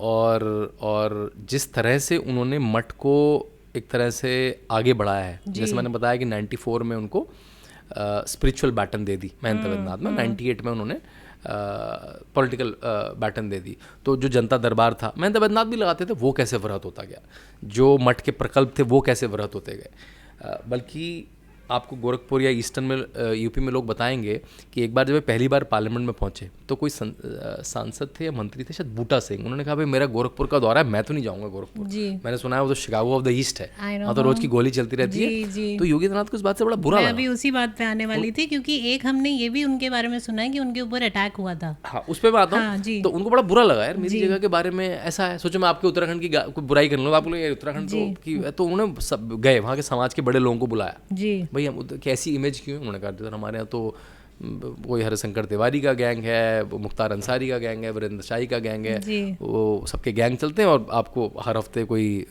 शूट आउट होता हुआ दिख जाएगा। ये शिकागो के लिए फेमस है, वहाँ रोज आपको आज भी जाएंगे तो शूट आउट होते हुए दिख जाएंगे। तो उन्होंने उसको स्ट्रक्चरली खत्म करा, और वही तरीका आज वो इंस्टीट्यूशनली यूज कर रहे हैं। उनका तरीका क्या है? जैसे वो कोई माफिया देखते हैं, वो कहते हैं इसका तंत्र क्या है, भाई इसने 100 लड़के रखे हैं, उनको पैसा देता होगा, उनको खाना खिलाता होगा, उनको बंदूक असला देता कैसे, पैसा कैसे आता है? तो पता लगा अच्छा ये तो रेलवे स्क्रैप का काम करता है, ये तो भूमाफिया है, तो ये तो जमीन हड़पते हैं, है ना? तो कैसे कैसे हड़पते हैं? तो उन्होंने तरीके समझे। फिर वहाँ पे जबकि सरकारें नहीं थी इनकी, सरकारें किसकी थी उस समय? मुलायम सिंह की सरकार, अखिलेश की सरकार, मायावती की सरकार। सो ही प्रॉस्पर्ड इन एंटागोनिस्टिक गवर्नमेंट, जो और मुश्किल होता है कि मैं हवा के वेग के विरुद्ध दौड़ रहा हूँ, मैं पानी के वेग के विरुद्ध तैर रहा हूँ, तो वो और मुश्किल था। तो आपको और शार्प होना पड़ेगा कि किस तरह से मैं, बल्कि कई बार तो ऐसी ऐसी रैली में, जहाँ पूरे एडमिनिस्ट्रेशन ने मना कर दिया, डुमरियागंज की बड़ी फेमस रैली है कि नहीं योगी जी नहीं आ सकते, उन्होंने डिक्लेयर कर दी, लाखों लोग इकट्ठे हो गए। और बाबा तो मठ में ये चुपके से घूमते घामते इस गाड़ी से उस गाड़ी से वेश बदल के सीधे मंच पर प्रकट हो गए। मतलब उस तरह के काम करें उन्होंने। और जैसे आपने कहा हमला करा उन्होंने, जब उन्होंने तंत्र बंद करवाने शुरू कर दिए, उन्होंने कहा कि भाई रेलवे का टेंडर है, मैं बड़ा बिडर लेके आऊँगा जो सच में बिड करेगा, है ना? अब वो जो चोर चक्कों के जितने माफिया थे उनकी आर्थिक संपत्ति कम होने लगी, तो क्या करूंगा मैं, मारूंगा उस आदमी को। तो इन पर अटैक हुआ। इनका भाई 15-16 गाड़ियों का काफिला था उस पर और इनकी पर्टिकुलर कार, पता ही रहता है मोटा मोटा VIP वो जब उठते समय मूवमेंट हो जाता है। और पहले तो टिंटेड ग्लास हुआ करते थे, तो लकीली इनको या तो अब अलग अलग कहानी बताते हैं लोग कहते हैं इनको भनक लग गई, या इनको आभास हुआ, या कहते हैं इनको फीडबैक आया। भाई अपने भी लोग सबके पुलिस में होते हैं, क्या हो सकता है। तो ये बीच में कहीं रेस्ट हाउस में कुछ शौच वगैरह के लिए गए, और जब आए वापस तो गाड़ी उन्होंने चेंज कर दी। और वो जो 2 गाड़ियाँ थी जिसमें ये पहले बैठे थे, वो वाली उसके पीछे वाली, वो उसको बिल्कुल 1 किलोमीटर बाद पूरी तहस नहस हो गई गाड़ियाँ। ड्राइवर को भी कूद के बचना पड़ा उस पर। तो बड़ा फेटल अटैक है, मैंने उसके पूरे डिटेल में लिखा है किस जगह पे कैसे हुआ। तो ही was like he's created a lot of problems for himself and a lot of people in the area, क्योंकि उन्होंने सबके जो उल्टे धंधे पानी थे वो बंद करे। तो गोरखपुर को सेफ तो उन्होंने बहुत पहले बना लिया था, अब वो प्रणाली पूरे 75 जिलों में इस्तेमाल कर रहे हैं। तभी इनका सबसे जो पहला मूव था मुख्यमंत्री बनते, भाई लिस्टिंग करो कौन से तड़ीपार हैं, कौन से माफिया हैं, कौन से ऑर्गेनाइज क्राइम है, कौन भू माफिया है, कौन लैंड माफिया है, कौन चीटिंग माफिया है, कौन कार चोरी माफिया है। पूरी लिस्टिंग, पूरी 10,000 लोगों की लिस्टिंग हुई, उन पर दबिश बनाई गई। और फिर जब अलग अलग STF बनी, SITs बनी, अलग अलग कमिटीज़ बनी, वो दबिश हुई, उसमें फिर 10,000 में से कई हज़ारों लोग अरेस्ट हुए, 100-150 एनकाउंटर हुए, वो जहाँ जाना चाहिए था वहाँ चले गए। और जो ये प्रदेश का आज हाल देख रहे हैं आप, इसके पीछे बहुत सारा काम हुआ है। एक तो योगी आदित्यनाथ की 19 साल की ट्रेनिंग गोरखपुर में, उनकी लॉ एंड अंडरस्टैंडिंग की कि भाई यहाँ पे दिक्कत क्या है, कौन कौन से माफिया हैं। गोरखपुर में तो अपना प्रभाव वो चला पाए, लेकिन वो दूर तो नहीं चला पाए जब वो मुख्यमंत्री नहीं थे, और वो भी सरकारें ऐसी जो पक्ष की नहीं थी। तभी वो इतनी जल्दी, मतलब ऐसा आदमी जो रेडी बैठा था, तैयारी के साथ बैठा था कि मैं जिस दिन आऊँगा मेरे पास पूरा एक ब्लूप्रिंट है, मुझे करना क्या है। मुझे याद है जो पहले इनके होम सेक्रेटरी थे, जब ये 17-18 में मिले, मैंने कहा सर इतना सारा दबिश मारना, क्योंकि हर जो माफिया होता है उसके कनेक्शंस होते हैं, पॉलिटिकल कनेक्शन होते हैं उसकी अपनी, तो आप लोगों को डर नहीं रहा। तो बोला लगा बिल्कुल लगा। मगर मुख्यमंत्री ने बुलाया एक बार मुझे 1-on-1, बोला इस सारे राक्षस है, दुष्ट हैं, मारोगे पुण्य मिलेगा। अच्छा वगैरह, अगर कुछ भी केस आता है किसी पर, मट से लॉयर ला के बचाऊंगा। अरे जब इतना मुख्यमंत्री आपको बैक कर दे, फिर हमें तो भाई पुलिस को किसकी इंटेलिजेंस नहीं होती है। पुलिस तो दबाव में काम करती थी ना, भाई यहाँ दंगा हुआ, मुलायम सिंह का कॉल आ गया, इसका हुआ अखिलेश का कॉल आ गया, वो इसका कॉल आ गया कि भाई इनको छोड़ दो, ऐसी तो बचती थी। आप सोच सकते हैं मुख्तार अंसारी और अतीक अहमद जैसे लोग विधायक सांसद बन गए। मतलब इससे बड़ी ट्रेवेस्टी हो सकती है कोई? बिल्कुल। जिन लोगों को जेलों की सलाखों के पीछे होना चाहिए था, उसको सपा ने विधानसभा और संसद में भेज दिया। तो उनको टैगिंग तो पूरी थी। यही जो उनका स्ट्रैटेजी है कि एनकाउंटर्स होते हैं, वो काफ़ी लोगों को पचती नहीं कि यहाँ पे एक सिस्टम है, एक जुडिशल सिस्टम है, एक लॉ एंड ऑर्डर का सिस्टम है, हम उसको फॉलो ना करते हुए we are giving enough freedom to the police people to shoot. ये एक काफ़ी बड़ा मुद्दा रहता है जब भी योगी आदित्यनाथ के बारे में बात होती है कि it's also kind of encouraging lawlessness. It's more organized towards, it's more organized because you are using the machinery against them. अब इस चीज़ में एक वो आ जाती है, एक ना काइंड ऑफ there's a, हाँ, कि मतलब क्या ये इस तरह का encouragement ज़रूरी है डर पैदा करने के लिए? आई एम श्योर जिस तरह के बदमाशों की हम बात कर रहे हैं, जब तक ऐसा कुछ नहीं होना शुरू होता, कोई स्ट्रिक्ट एक्शन लेना शुरू नहीं करता, क्योंकि हमें पता है कि एक बार जेल में गया तो वो जेल से ऑपरेट करते हैं उस चीज़ को, लेकिन कितना मतलब एक मुख्यमंत्री के लिए कितना सही है इस तरह की स्ट्रैटेजी? देखिए, मैंने आपको अभी जब डेटा बताया, मैंने कहा करीब जब लिस्टिंग हुई सबसे पहले 2017 में कितने ऑर्गेनाइज क्राइम है उनसे लोग जुड़े हुए लोग, 10,000 लोगों की लिस्टिंग हुई जी, और उनको पकड़ने के लिए STF बनाए गए, स्पेशल टास्क फोर्स बनाई गई कि तुम नोएडा में पकड़ो, तुम यहाँ पकड़ो, तुम वहाँ पकड़ो। उसमें से जब पुलिस पकड़ने गई और सामने से फायरिंग हुई, उन केसेस में काउंटर फायरिंग हुई जी, राइट। जैसे आपको विजय दुबे वाला केस याद होगा, उसमें काउंटर फायरिंग, 7 पुलिस वाले मर गए, उनकी बात कोई नहीं करता है, और विजय दुबे लोगों ने ब्राह्मण बना दिया। मैंने कहा कहाँ का ब्राह्मण है भाई वो? हमारे यहाँ ब्राह्मण या कोई भी जाति का आदमी अपने कर्म और गुण से होता था, जो गन पकड़ के माफियागिरी कर रहा है उसमें क्या ब्राह्मण तो बचा है जी। तो जो 150 एनकाउंटर हुए वो केवल इस केस में जहाँ पे काउंटर फायरिंग हुई माफिया की तरफ से। और आपको पता है कोई भी जो एनकाउंटर होता है वो मजिस्ट्रेट कोर्ट में जाता है, किसी एक भी केस में, लिपिका जी, किसी एक भी केस में उत्तर प्रदेश पुलिस गलत हाशिए पे नहीं खड़ी थी। अच्छा। और ये बुलडोजर एक्शन के साथ है, जो कहते हैं अरे बुलडोजर एक्शन, योगी तो सबका तोड़ दे रहे हैं, सबका तोड़ दे रहे हैं। देखिए बुलडोजर एक्शन, जैसे मैंने कहा, उनका पास क्या था, जैसी माफिया का नाम आया उनके पास, उनका इसका तंत्र क्या है, ये कैसे चला रहा है इतना बड़ा course, टेंडर, और सर इसका ये होटल है, उसका ये होटल है। अतीक अहमद का हाई कोर्ट इलाहाबाद के 1 किलोमीटर दूर अवैध जमीन पे कब्जा था, कभी 100 मोटो नहीं लिया कोर्ट ने, किसी की हिम्मत ही नहीं है। केस ही रिक्लूज करते, जज हट जाते थे, कितने तो जज हट गए। जब योगी आदित्यनाथ ने आए तब तो जज बैठना शुरू हुए, नहीं तो जज ही नहीं बैठते थे। जी, जज हट सकता है ना, नहीं मैं इस केस में नहीं रहूंगा, मैं इस केस में रहूंगा। they can recuse themselves, हाँ। गाजीपुर में मुख्तार अंसारी का जो होटल था, होटल गजल, उसको कहा था ये तो मुख्तार का ताजमहल है, अच्छा। पूरी इलीगल प्रॉपर्टी पे बना। रामपुर में आजम खान जो मंत्री रहे, उन्होंने 80 हेक्टेयर जमीन हड़पा ली, उस पर यूनिवर्सिटी बना ली, खुद को चांसलर बना लिया, बीवी को कोषाध्यक्ष बना दिया। मतलब ये ब्लेटेंट चलता था हमारे यहाँ ना। हमारे यहाँ मेरठ में सोतीगंज था जहाँ पे 1000 दुकानें थी, आपकी कार बैंगलोर में भी चोरी होती है तो कटेगी मतलब पार्ट्स उसके अलग होके बिकेंगे। मेरठ में बिकेंगे, पूरी मार्केट बंद हो गई। ये आसान नहीं है ना करा पाना, ये सब करा पाना आसान नहीं है। और फिर यहाँ पे सुपरटेक की बिल्डिंग भी टूटी और यहाँ के 150 जो फार्म हाउस थे वो भी टूटे। बट सुप्रीम कोर्ट ने तो अभी इस चीज पर रोक लगाई है। नहीं, वो बिल्कुल गलत है, लोग गलत रीडिंग कर रहे हैं जी। जो यूपी का अर्बन प्लानिंग एक्ट है मेरे ख्याल से 1973, उसमें वो प्रोसीजर दिया हुआ है। Supreme court just reiterated that procedure कि आपको नोटिस देना है। किसी एक आध केस में प्रोसीजर लैप्स हुआ होगा तो वहाँ पे वो अधिकारी को नापा भी है, योगी सरकार ने भी नापा है। क्या होता है, आपको नोटिस देने होते हैं, 3 नोटिस की प्रक्रिया होती है, आखिर नोटिस चस्पा भी करना होता है, चिपका के भी आना होता है, जिससे ये ना कहते मैंने तो नोटिस देखा ही नहीं, मुझे तो मिला ही नहीं, राइट। उसके बाद थोड़ा कोई भी एक घर, जितने देखिए 7 साल से इतने कम से कम 70,000 एकड़ ज़मीन रिकवर करी है। ये ज़मीन कौन सी है, तो सरकार की ज़मीन है, नजूल की ज़मीन है, SC/ST की ज़मीन है, किसानों की ज़मीन है, ये रिकवर करी है। मान लिया एक केस में भी योगी आदित्यनाथ सरकार गलत होती, ये तो लिबरल गैंग हाय करके कितना कोर्ट में जाता, सब लोग कोर्ट में गए, कहीं से कोर्ट में रिलीफ नहीं मिला इन लोगों को। क्यों नहीं मिला? क्योंकि जमीन ही इनकी नहीं थी, इनके पास किसी का कागज ही नहीं था किसी का, और हर जगह नोटिस गया। कई बार तो ऐसे नोटिस हैं जो अखिलेश के समय भी गए हैं। अच्छा, देखिए प्रोसीजर काम तो अखिलेश के समय भी होता ही था ना, कि भाई मैं आपको नोटिस देके कह दूं और फिर आप फोन कर दो, अरे नोटिस ही तो भेजा, क्या फर्क पड़ रहा है, तो नोटिस पड़ा है आपके पास, धूल खा रहा है 7 साल से, नोटिस भेजा है ठीक है, तोड़ दो जाके जी। नहीं तो कैसे, नहीं तो कोर्ट में जाते हैं। हाँ, एक आध केस में जहाँ पे नोटिस नहीं देख पाया, मान लिया ऑफिसर को मिला है 10 घर का नोटिस है, एक का नोटिस नहीं देख पाया, तो वहाँ पे उस ऑफिसर के खिलाफ जो कार्रवाई भी होगी। लेकिन यूपी में बुलडोजर 2 चीज़ का सिंबल बन गया, एक तो निर्माण का, इतने एक्सप्रेसवे बन रहे हैं उसके लिए बुलडोजर चाहिए आपको जब आपको जमीन लेवल करनी है, और दूसरा अन्याय को ख़त्म करने का।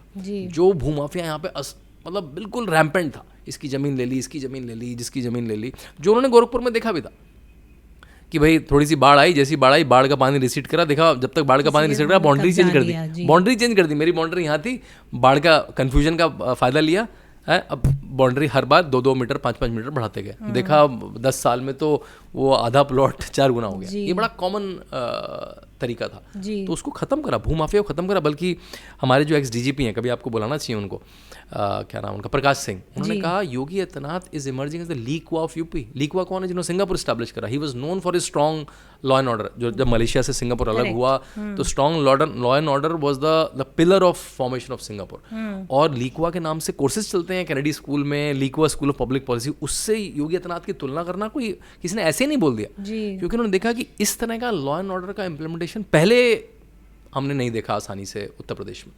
तो दैट्स और तभी इतना इन्वेस्टमेंट आ पा रहा है। देखिए कोई भी पैसे वाला व्यक्ति, बिजनेसमैन, अपना पैसा तब तक नहीं लाएगा जब तक उसका पैसा और एम्प्लॉय सेफ नहीं होंगे। उसका आज पैसा सेफ है, उसका एम्प्लॉय सेफ है, क्योंकि लॉ एंड ऑर्डर है। लॉ एंड ऑर्डर तो शर्त है बिजनेस लगाने की। आप ease of doing business ranking की अगर पैरामीटर्स देखें, उसमें एक है कि भाई लॉ एनफोर्स हो रहा है, नहीं हो रहा, लॉ एंड ऑर्डर है नहीं है, कॉन्ट्रैक्ट्स एनफोर्स हो रहे नहीं हो रहे, वो तभी होंगे जब एक कड़ा लॉ एंड ऑर्डर होगा। तो सुप्रीम कोर्ट ने उस गाइडलाइन को रिटरेट करा और कहा है कि जहाँ पे भी लीगल प्रॉपर्टी उसको हटना चाहिए। लोगों ने उसके अलग मतलब लगा के खुशी मना ली, लेकिन यूपी में for a matter of fact कल, जैसे आज हम रिकॉर्ड कर रहे हैं, कल भी बुलडोजर चला था, आज भी बुलडोजर चल रहा है बहुत सारे लोकेशन और कल भी चलेगा। तो बाबा का बुलडोजर पार्क नहीं हुआ, बहुत तेज़ी से चल रहा है और एम्यूलेट भी किया जा रहा है और प्रदेश और जगह। अब तो मॉडल बन गया। एक और चीज़ जो बहुत ऑफन लेफ्ट लिबरल यूज़ करता है to offend is using his name. Ajay Bisht बुलाना उन्हें बजाय उन्हें योगी आदित्यनाथ के। इस बारे पे थोड़ा सा प्रकाश डालिए कि उन्हें अजय बिष्ट बुलाना वाकई में क्या ऑफेंडिंग है और क्यों है, अगर है तो। देखिए मुझे याद है, मैं एक बार साउथ में निर्मला नंदनाथ स्वामी जी के पास बैठा था, उनके मठ में, आदि चुंचुनगिरी मठ में। उनका कोई व्यक्ति आया, उन्होंने कहा कि सर आपके जो क्लासमेट थे उनका मैं मित्र हूँ, and he got literally offended. और वो ऑफेंड होना भी चाहिए। ऐसा कहा जाता है कि सन्यासी को आप उसके सन्यास के जो पुरानी लाइफ है उसकी याद नहीं दिलाते हैं कभी, क्योंकि उसको वो छोड़ के आया है। है ना, आप वो स्मृतियों से छोड़ के आया है, उसके माँ बाप भी उसको महाराज बोलते हैं और संत मानते हैं और पैर छूते हैं, यानी आप रिश्ते नाते छोड़ चुके हैं। उसके डॉक्यूमेंट्स तक में मैंने कहा उनके आधार से पासपोर्ट में उनके पिता के नाम की जगह उनके गुरु का नाम लिखा होता है, उनके बायोलॉजिकल फादर का नाम नहीं लिखा होता। तो उनको उनके पुराने नाम से वही करेगा जिसकी हिंदू आस्था में, हिंदू धर्म में जिसकी आस्था नहीं है, जिनको हिंदू परंपराओं का ज्ञान नहीं है, उनमें आस्था नहीं है। नहीं तो आप पुराना नाम लेके एक तरह से हिंदू धर्म की भी बेइज्जती कर रहे हैं कि जो व्यक्ति अपना खुद का पिंडदान कर चुका है, अपने रिश्ते नातों का पिंडदान कर चुका है, उसका पुराने नाम से वो एंटिटी मर चुकी है। अजय सिंह बिष्ट मर चुका है जी, केवल वो हिस्टोरिकल वो क्यों याद दिलाना चाहते हैं? अब उनको एक ठाकुर क्षत्रिय कैटेगरी में बॉक्स करना चाहते हैं जी। वो क्या कहेंगे, वो एक 70 डीएम देखेंगे, 75 डीएम देखेंगे, उसमें 5 के नाम में सिंह लगा होगा और 10 के नाम में और सिंह होगा, जो कुर्मी होंगे। हमारे यहाँ कुर्मी, हमारे सिंह काफ़ी प्लेस होल्डर जैसा है, जो कई जातियों के लोग लगाते हैं। और देखो 15 डीएम है, 20 डीएम, कुछ झूठे नाम डाल देंगे 50, कौन चेक कर रहा है? और कहेंगे बाबा ने तो सिंह बना दिए। अभी मनोज सिंह हमारे चीफ सेक्रेटरी हैं, जैसे ही बने देखो बाबा ने तो अपने चीफ सेक्रेटरी सिंह बना दिया। पिछले 7 साल से कोई ठाकुर नहीं था, तब ये बने। पहले तो दुर्गा शंकर मिश्रा जी थे और एसपी गोयल भी हैं वहाँ पे, सीएम ऑफिस में अवनीश अवस्थी भी हैं, तब वो कह इनको छुपाओ। तो क्या है, सेलेक्टिव डेटा में चूज कर सकता हूँ, मैं 10 लोग लूँ, उसमें से 3 मुझे अपनी डेफिनेशन को सूट करते हुए लग जाएं।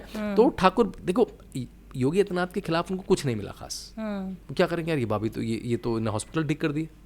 जैपनीज एंसेफेलाइटिस जो बड़ी चीज़ हुआ करती थी, उसकी डेथ्स बंद हो गई। यूनिसेफ तारीफ कर रहा है, कोरोना के टाइम में WHO तारीफ कर रहा है बाबा की जी। आप एक्सप्रेस वे प्रदेश बन गया है वहाँ पे।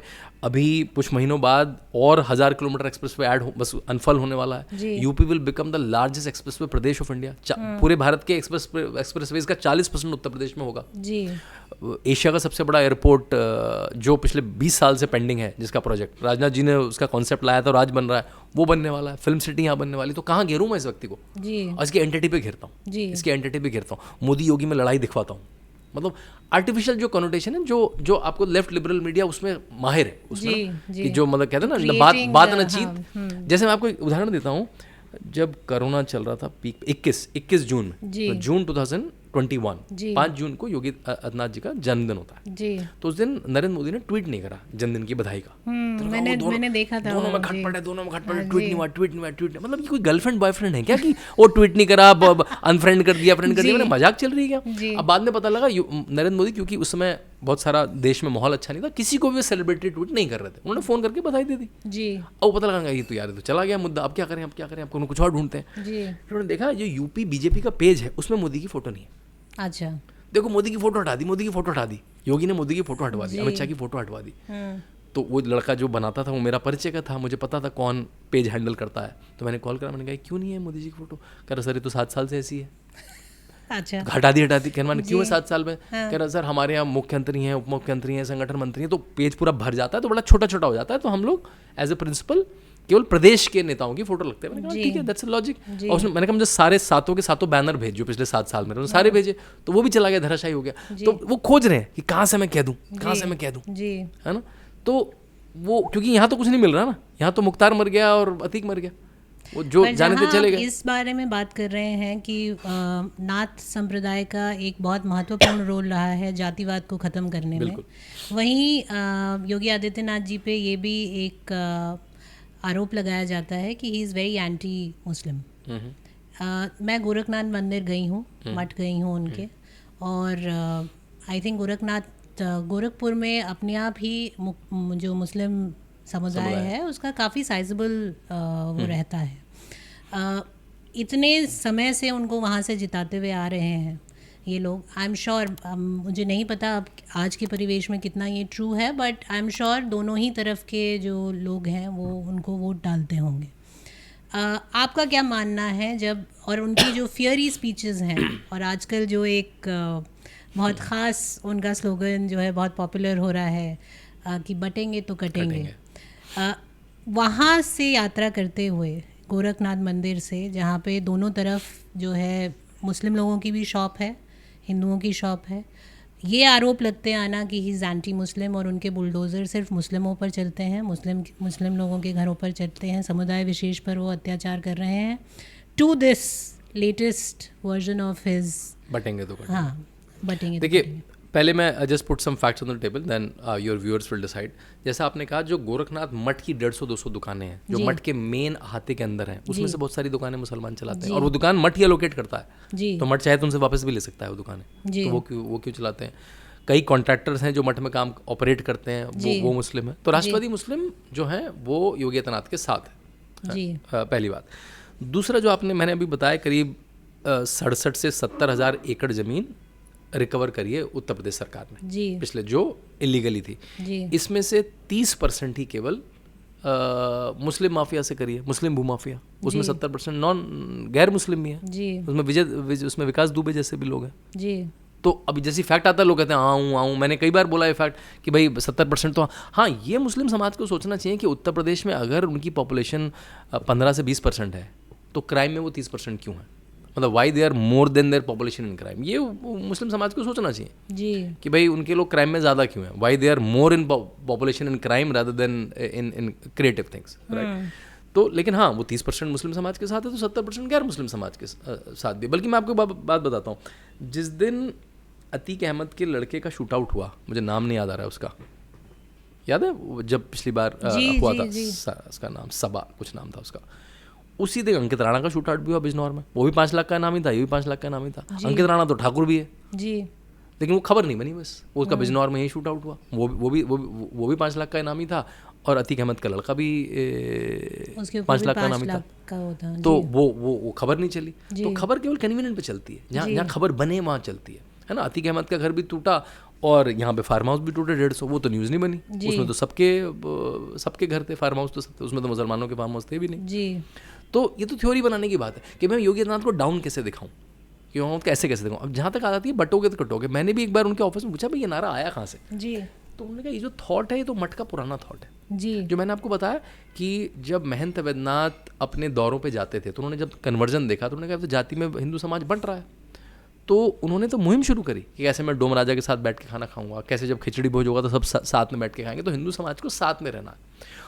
और तिलक से लेकर वीर सावरकर से लेकर हेडगवार से लेकर जो भी हिंदू संत हुआ है, उसने कहा है कि हिंदू समाज को साथ रहना चाहिए। हाँ, योगी आदित्यनाथ ने उस भाव को एक नई शब्दावली, एक नई ग्रामर, एक नई वोकैबुलरी दे दी, तो लोगों को कनेक्ट हो गया, हाँ ये तो मैं भी बोलना चाहता। कई बार होता है ना, आपके मन में भी वो आर्गुमेंट होता है, बट कई बार someone says it in a very articulate fashion, right. और ऐसा काम राहुल गांधी भी कर रहे हैं। ब्रिटिश के टाइम से बांटो और राज करो की एक थॉट चल रही, उसको राहुल गांधी ने नई शब्दावली दे दी, जात बताओ, भाई तुम्हारी जात क्या है, तुम्हारी जात क्या है, तुम्हारी जात क्या है। तो Rahul Gandhi has given a new vocabulary to divide and rule, and Yogi Adityanath and Narendra Modi has given a new vocabulary to united we stand. तो वो नई वोकैबुलरी, नई ग्रामर है, लेकिन थॉट नया नहीं है। वो तो चला रहा है कि भाई हिंदू समाज को साथ में रहना चाहिए, लेकिन वो छू गया जब देख रहा है वो कि जब बांग्लादेश में लोगों को काटा, मारा या उनको ह्यूमिलेट करा, तो उनकी जात पूछ के ह्यूमिलेट नहीं करा, क्योंकि आप हिंदू हैं इसलिए ह्यूमिलेट हुआ। तो आप अपने आप को हिंदू आइडेंटिफाई करोगे तो बचे रहोगे। जहाँ आपने अपने आप को अलग मारा तो आप कट गए। तो it's a matter of fact. उसमें उन्होंने कुछ ही just stated a matter of fact. हाँ, वो इतना टच कर गया कि अब उसके नए नए वर्जन बन गए ना। अब एक है तो सेफ है बन गया, एक है तो नेक है बन गया है, उसके गाने बन गए हैं। कन्हैया मित्तल जिन्होंने बहुत सुंदर एक गाना बना दिया उस पर, तो it's become the voice of Hindus now. देखिए, भारत की विधाओं में ये प्रॉब्लम है कि हम लोग मॉडर्न तरह से डेटिंग नहीं कर पाते। क्यों नहीं कर पाते? जैसे आपको महाभारत की डेटिंग करनी है ना। अब महाभारत की डेटिंग या तो आप आर्कोलॉजिकली करें, आर्कोलॉजिकली करने का आपको पूरा मेरठ खोदना पड़ेगा। अब मेरठ कैसे खोदेंगे आप? यहाँ पे लाखों लोगों की पॉपुलेशन है। आपको पूरा कुरुक्षेत्र खोदना पड़ेगा तो आपको पता लगेगा। आपको पूरी अयोध्या खोदनी पड़ेगी तो आपको और वो इतनी लेयर्स आ चुकी होंगी कि वो पुरातत्व के तो हमें और सिंबल्स लेने पड़ेंगे। जैसे आपको पता है रामायण के 24,000 श्लोकों में करीब 550 श्लोक ऐसे हैं जो स्टार्स की पोजीशन बताते हैं। करेक्ट। मतलब राम और सीता का वो प्रेम प्रसंग भी चल रहा है, तो वो लोग इतने इंटेलिजेंट हैं कि वो लोग बात कर रहे हैं, देखो ये मून वहाँ जा रहा है, हम लोग तो पता भी नहीं कौन सा स्टार कौन सा है आजकल। राम और लक्ष्मण जब सीता को ढूंढ रहे हैं तो वो ट्रेस भी स्टार की पोजीशन से अपनी डायरेक्शंस देख रहे हैं, राइट। 550 श्लोकास को लोगों ने मॉडर्न एस्ट्रोलॉजी के सॉफ्टवेयर में मैप किया है और एक डेट आई है। बस अब प्रॉब्लम क्या है, 10-12 श्लोकों में स्कॉलर्स का थोड़ा सा मतभेद है, क्योंकि वो उस समय की संस्कृत और आज की संस्कृत में बड़ा फर्क है। And we are a very sophisticated layered society. हम लोग बड़ा सा यस एंड नो वाले नहीं है ना। तो हमारे यहाँ बड़े कव्यात्मक तरीके से बात कही जाती है, तो उसका ये मतलब भी निकल सकता है, उसका वो मतलब भी निकल सकता है, लेकिन उसमें डेटिंग इनहरित है। नासा ने तो फोटो रिलीज करी है कि जो राम सेतु है उसका पूरा कोरल रीफ स्ट्रक्चर दिखता है और जो डेटिंग से बहुत सारी डेटिंग से मैच होता है। जी, तो अब ये विवाद रहना कि वो थे या नहीं थे, इसलिए हमारे यहाँ डेटिंग विषय थोड़ा सा विवादित, इसलिए विवादित भी नहीं कहूंगा कि स्कॉलर्स में हैव अ डिफरेंट ओपिनियन, लेकिन आइडिया ये है कि वो पंथ कह क्या रहा है, रामायण क्या कह रही है, गोरखनाथ पंथ कह रहा है, महाभारत क्या कह रही है, वो that's more important rather than a dating. जैसे मैं आपको छोटा सा उदाहरण बताता हूँ, मैं कई बार कहता हूँ, मैं स्विट्जरलैंड में था, 1 साल मैं नौकरी करता था वहाँ पे, तो मेरे एक कलीग ने कहा मैं वीकेंड में आपको एक पुराना किला दिखाने ले चलूंगा। सो ही बॉट इज फैंसी, वहाँ पे कारों का बड़ा शौक है, he got is open top 2 seater, मुझे लेके गया वहाँ पे और उसने कहा ये किला 110 साल पुराना है। जी मैंने 110, मैंने कहा मेरे दादाजी का घर है उतना पुराना। I know. तो मतलब उनके लिए 110 इज वेरी ओल्ड, है ना, क्योंकि वो खुद घात के ढूंढ सकते हैं, वो सब सिविलाइजेशन ही इतनी नई है, करेक्ट, सब कुछ नया नया है उनके यहाँ, तो उनके लिए नया इज मतलब old, very new is very old. हमारे यहाँ तो एक रैंडम गाँव में आपको 500 साल पुराना मंदिर बन जाता है, वो भी नॉर्थ में तो बचे नहीं है क्योंकि सब तोड़ दिए इन लोगों ने, मुगलों ने और इस्लामिक इन्वर्टर्स ने सब तोड़ दिए। साउथ में जाओ तो आपको मतलब आप कोयम्बतूर जाए, अरे वो 1500 साल पुराना, 1500 मतलब आपको पत्थर छूने में भी आपको एक you will get goose bumps कि 1500 साल से ये स्ट्रक्चर खड़ा है यहाँ पे, 2000 साल मतलब बीसी के स्ट्रक्चर आपको मिल जाएंगे, आम मिल जाएंगे बीसी के स्ट्रक्चर जो बिफोर क्राइस्ट स्ट्रक्चर है। करेक्ट। तो हमारे यहाँ डेटिंग मेरे ख्याल से चीज़ है कि देशी सभ्यता इतनी पुरानी है। हाँ, लेकिन हाँ जैसे मैंने कहा आदिनाथ शिवा से परंपरा आती है और भीम भी उस मठ में आएगा। नाथ संप्रदाय कितना पुराना होगा, कितना समय से चला आ रहा है? देखिए नाथ संप्रदाय तो हजारों साल पुराना है, मतलब अगर आप मठ में जाएंगे तो वहाँ भीम, कौन से भीम, महाभारत वाले भीम की एक लेटी हुई मूर्ति है मैंने, तो आपको लगेगा भाई ये भीम कहाँ से आ गए यहाँ पे, कह रहा वो अपने किसी कार्यक्रम के लिए न्योता देने आए थे। अच्छा। तो महाभारत की डेटिंग तो 5000 से 7000 साल पुरानी है और वो न्योता देने आए होंगे। तो ऐसे माने तो ये आदिकाल से चला रहा है, क्यों हम आदिनाथ शिवा से जोड़ते हैं। फिर गुरु गोरक्षनाथ मत्स्यनाथ ने उसको स्ट्रक्चर दिया जो आज उनकी तरीके हैं। तो जी हाँ, कितना पावरफुल है ये नाथ संप्रदाय जो है, इतना तो मुझे पता है कि ये गोरखनाथ मंदिर नेपाल में भी है, नेपाल में भी जो हमारे मठ के मठाधीश हैं उनका बहुत बहुत पॉपुलर है वो, लेकिन कितना पावरफुल एक्चुअल में ये है जो कि हम आम लोग जानते भी नहीं है इस बारे में। भारत का लिपिका जी कोई ऐसा राज्य नहीं होगा जहाँ इसके बड़े बड़े मठ है, और एक नहीं मल्टीपल मठ है। अच्छा। अफगानिस्तान से लेकर श्रीलंका तक इसके मठ है, नॉर्थ साउथ ईस्ट एशिया के कई शहरों में इसके मठ है। हाँ शायद PR उस तरह से नहीं हुई है। और मैंने कहा योगी आदित्यनाथ उस अखिल भारतीय अखिल वैश्विक जो नाथ संप्रदाय उसके भी अध्यक्ष हैं।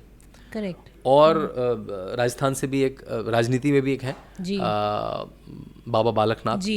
तो बड़े बड़े मठ हैं और बड़ा इसका प्रभाव है। साउथ के जो मठ हैं जैसे मैंने बताया आदि चुंचुनगिरी मठ, उनके तो बड़े सारे प्रकल्प हैं और ये सारे नाथ संप्रदाय प्रकल्प जरूर चलाता है। अच्छा। जैसे मैंने बताया योगी आदित्यनाथ के स्कूल हैं, कॉलेज हैं, तो सोशल काम में जरूर दिखेगा। तो जो मैंने बताया आदि चुंचुनगिरी उसके क्रम में 40 बड़े इंजीनियरिंग कॉलेज हैं। अच्छा। तो समाज में 40 बड़े इंजीनियरिंग कॉलेज मतलब लाखों बच्चे हो गए उनके पास। तो समाज में उनका धार्मिक स्तर पे और जो शिक्षा का स्तर है, जो चिकित्सा का स्तर है, सब में उनका इंटरवेंशन है कहीं ना कहीं। तो नाथ संप्रदाय एक बहुत ही इफेक्टिव है। तभी जब मैं साउथ में जाता हूँ तो और रेफरेंस दिखती है, क्योंकि साउथ में आपको एक बड़ी शैवाइट पॉपुलेशन दिखती है जी। और क्योंकि आदिनाथ शिवा से परंपरा मानी जाती है तो एक शैवाइट परंपरा के अंदर में माना जाता है उसको। बल्कि जो क्रिया योग के जो लोग हैं वो भी अपने आप को जोड़ते हैं, क्रिया योग की जो कुछ विधियां हैं वो भी मैच करती हैं। जैसे आपने बताया कि it's amalgamation of lot of techniques, right. तो कई तरह के जो पंथ हैं हमारे यहाँ, जो कल्ट हैं, वो इससे अपना तार जोड़ते हैं। तो बहुत प्रभावी है। आपको भारत के हर प्रदेश में इसकी बड़ी बड़ी प्रेजेंस मिलेगी। अभी कुंभ होने वाला है, आपको देखो बहुत सारे नाथपंथी आपको कुंभ में दिखेंगे जी। अगर इसी पे एक दो सवाल और पूछें तो जस्ट क्विक क्वेश्चन, जो नाथ संप्रदाय के बारे में हमें नहीं पता, मतलब in general public, what is it that we don't know about it? देखिए नाथ संप्रदाय की कुछ चीज़ें हैं। जैसे नाथ संप्रदाय अगर आप वहाँ जाएंगे तो वहाँ पे आपको सारे जितने भी उनकी मूर्तियाँ दिखेंगी, लेकिन सबसे पहले धूनी दिखेगी। धूनी की पूजा होती है। अच्छा, ये मैंने नोटिस धूनी आपको बीच में दिखेगी, धूनी की पूजा होती है। जो धूनी की पूजा, तो वहाँ पे जोत जलती रहती है। माना जाता है कि वो उनके पुराने गोरक्षनाथ जी की उनकी समाधि है जो जलती है। तो धूनी की पूजा बड़ी इंपॉर्टेंट चीज़ है। जैसे मैंने बताया कि सोशल पॉलिटिकल काम में वो हर समय से एंगेज रहेंगे, चाहे वो कहीं पे भी हो। देश का मूवमेंट चल रहा हो उसमें वो एंगेज रहेंगे, राम मंदिर का मूवमेंट चल रहा हो उसमें वो एंगेज रहेंगे। तो सोशल पॉलिटिकल काम में रहेंगे। गोरखनाथ की सीट है वो तो पॉलिटिकल भी है। जाति व्यवस्था को ख़त्म करने में पुराने मठों में से एक है। जैसे बताया खिचड़ी भोज, सहभोज, वहाँ पे पुरानी एक प्रथा रही है। उसकी जो फिलोसफिकल जो उसकी योग की टेक्निक्स हैं उसमें हठ योग भी इन्वॉल्व है, उसमें क्रिया योग के भी एलिमेंट्स हैं। तो ये सारी चीज़ें आप नहीं पता होती। जो कन्फर्टी की जो उनकी जो प्रथा है वो बड़ी मतलब देखने में विचित्र तो नहीं कहेंगे, मतलब हाँ वो एस्थेटिक है, और कहा जाता है कि when this nerve goes on it creates further aesthetic tendencies, right. तो उसकी मतलब अपनी एक साइंस है उसके पीछे भी। हाँ, फिर जब देहांत होता है, जब शरीर छोड़ते हैं, तो जब मैंने देखा कि जब महंत अवनाथ जी का 2014 में निधन हुआ, उसकी जो मैंने फोटोज़ और वीडियोज़ देखे सितंबर में जी, तो एक कुर्सी में बिठा के उनको, मतलब उनके मृत शरीर को पूरा उसका एक प्रोसेशन होता है, वैसे एक तरह से समाधि ली जाती है। अच्छा, बर्न नहीं किया जाता है बॉडी को, समाधि दी जाती है केवल कुछ खास तरह के सिद्ध पुरुषों को, सिद्धास भी बोला जाता है उनको। अच्छा। और फिर जो कुंडल भी पहनते हैं उसकी भी एक श्रेणी है। तो जैसे आप पहले होंगे तो मट्टी का पहना जाएगा, फिर वो लकड़ी का आएगा, फिर वो आइवरी का आएगा, फिर वो पंचधातु का आएगा। अच्छा। तो उसको देख के, जैसे कई बार ऑफिस में टैग्स होते हैं ना कि भाई ब्लू टैग इसका है, रेड टैग इसका है, तो उसको देख के आप पहचान सकते हैं कि ये अपनी संत लैडर में कितना ऊपर है। तो जो योगी आदित्यनाथ पहनेंगे वो पंचधातु का पहनेंगे। तो ये जब आप वहाँ जाते जाएंगे धीरे धीरे तो आपको नई नई चीज़ें पता लगेंगी नाथ पंथ। आज के यूथ के लिए कैसे रेलेवेंट है फिर ये नाथ संप्रदाय, and specially given that Yogi ji का एक पर्टिकुलर वेशभूषा है जिसको लेके मोस्टली यूथ बहुत ज़्यादा हो सकता है वो ना हो, रिलेट ना कर सके।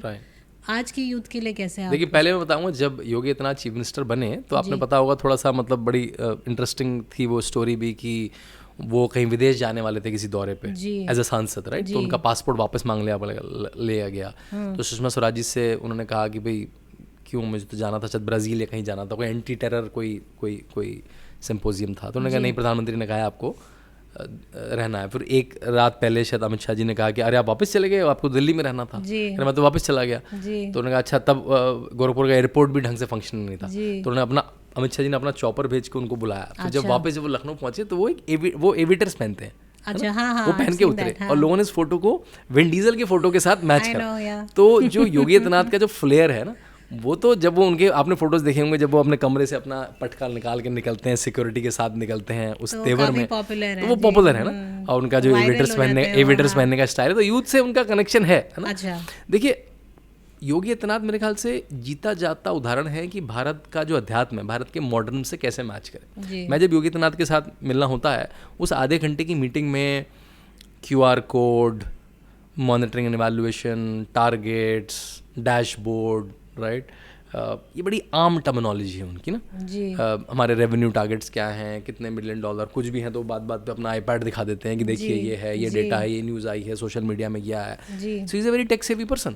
वो हमारी जो मन में है ना कि भगवा पहना हुआ तो घंटी बजाते हैं तो पूजा करते हैं। पूजा करने वाला साइंटिफिक कैसे हो सकता है? जो धारणा टूटी भी है, चाहे वो इस्कॉन के साधु हों या कोई और हो, तो हमने देखा है कि भाई वो तो और उसको सादगी देता है और उसके माइंड को और एक चित्त करता है कि वो साधु भी है। हाँ बिल्कुल, हर सैटरडे संडे को अपनी पूजा भी करते हैं, सारी पूजाएं खुद भी करते हैं।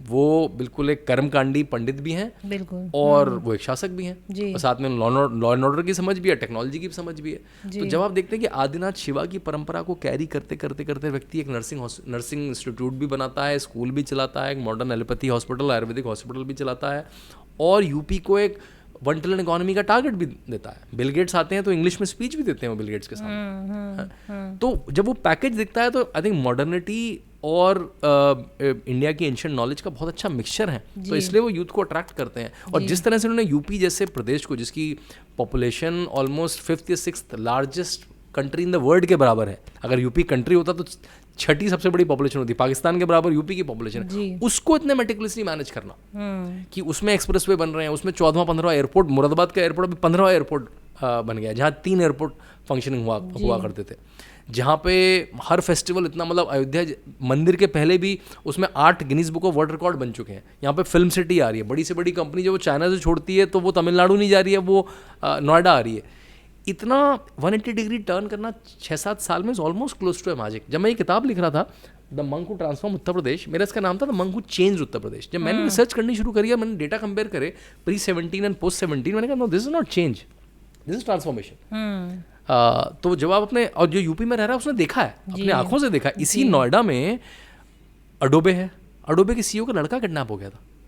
मतलब can you imagine, not only लालास के बच्चे, प्रोफेशनल्स के लड़के किडनैप हो जाते थे। किडनैपिंग वाज अ ह्यूज, मैंने आपको जो माफिया बताया ना, किडनैपिंग तो रैकेट था। किडनैप करो, 5 लाख रुपए लो, मतलब हैसियत के हिसाब से 5 लाख से 5 करोड़ रुपए लो, उसको इन्वेस्टमेंट प्रदेश बना देना, उसके बिल्कुल 180 डिग्री टर्न कर देना, उसको एक्सप्रेसवे प्रदेश बना देना, जो टूटी सड़कों के लिए जाना जाता था उसको बना देना।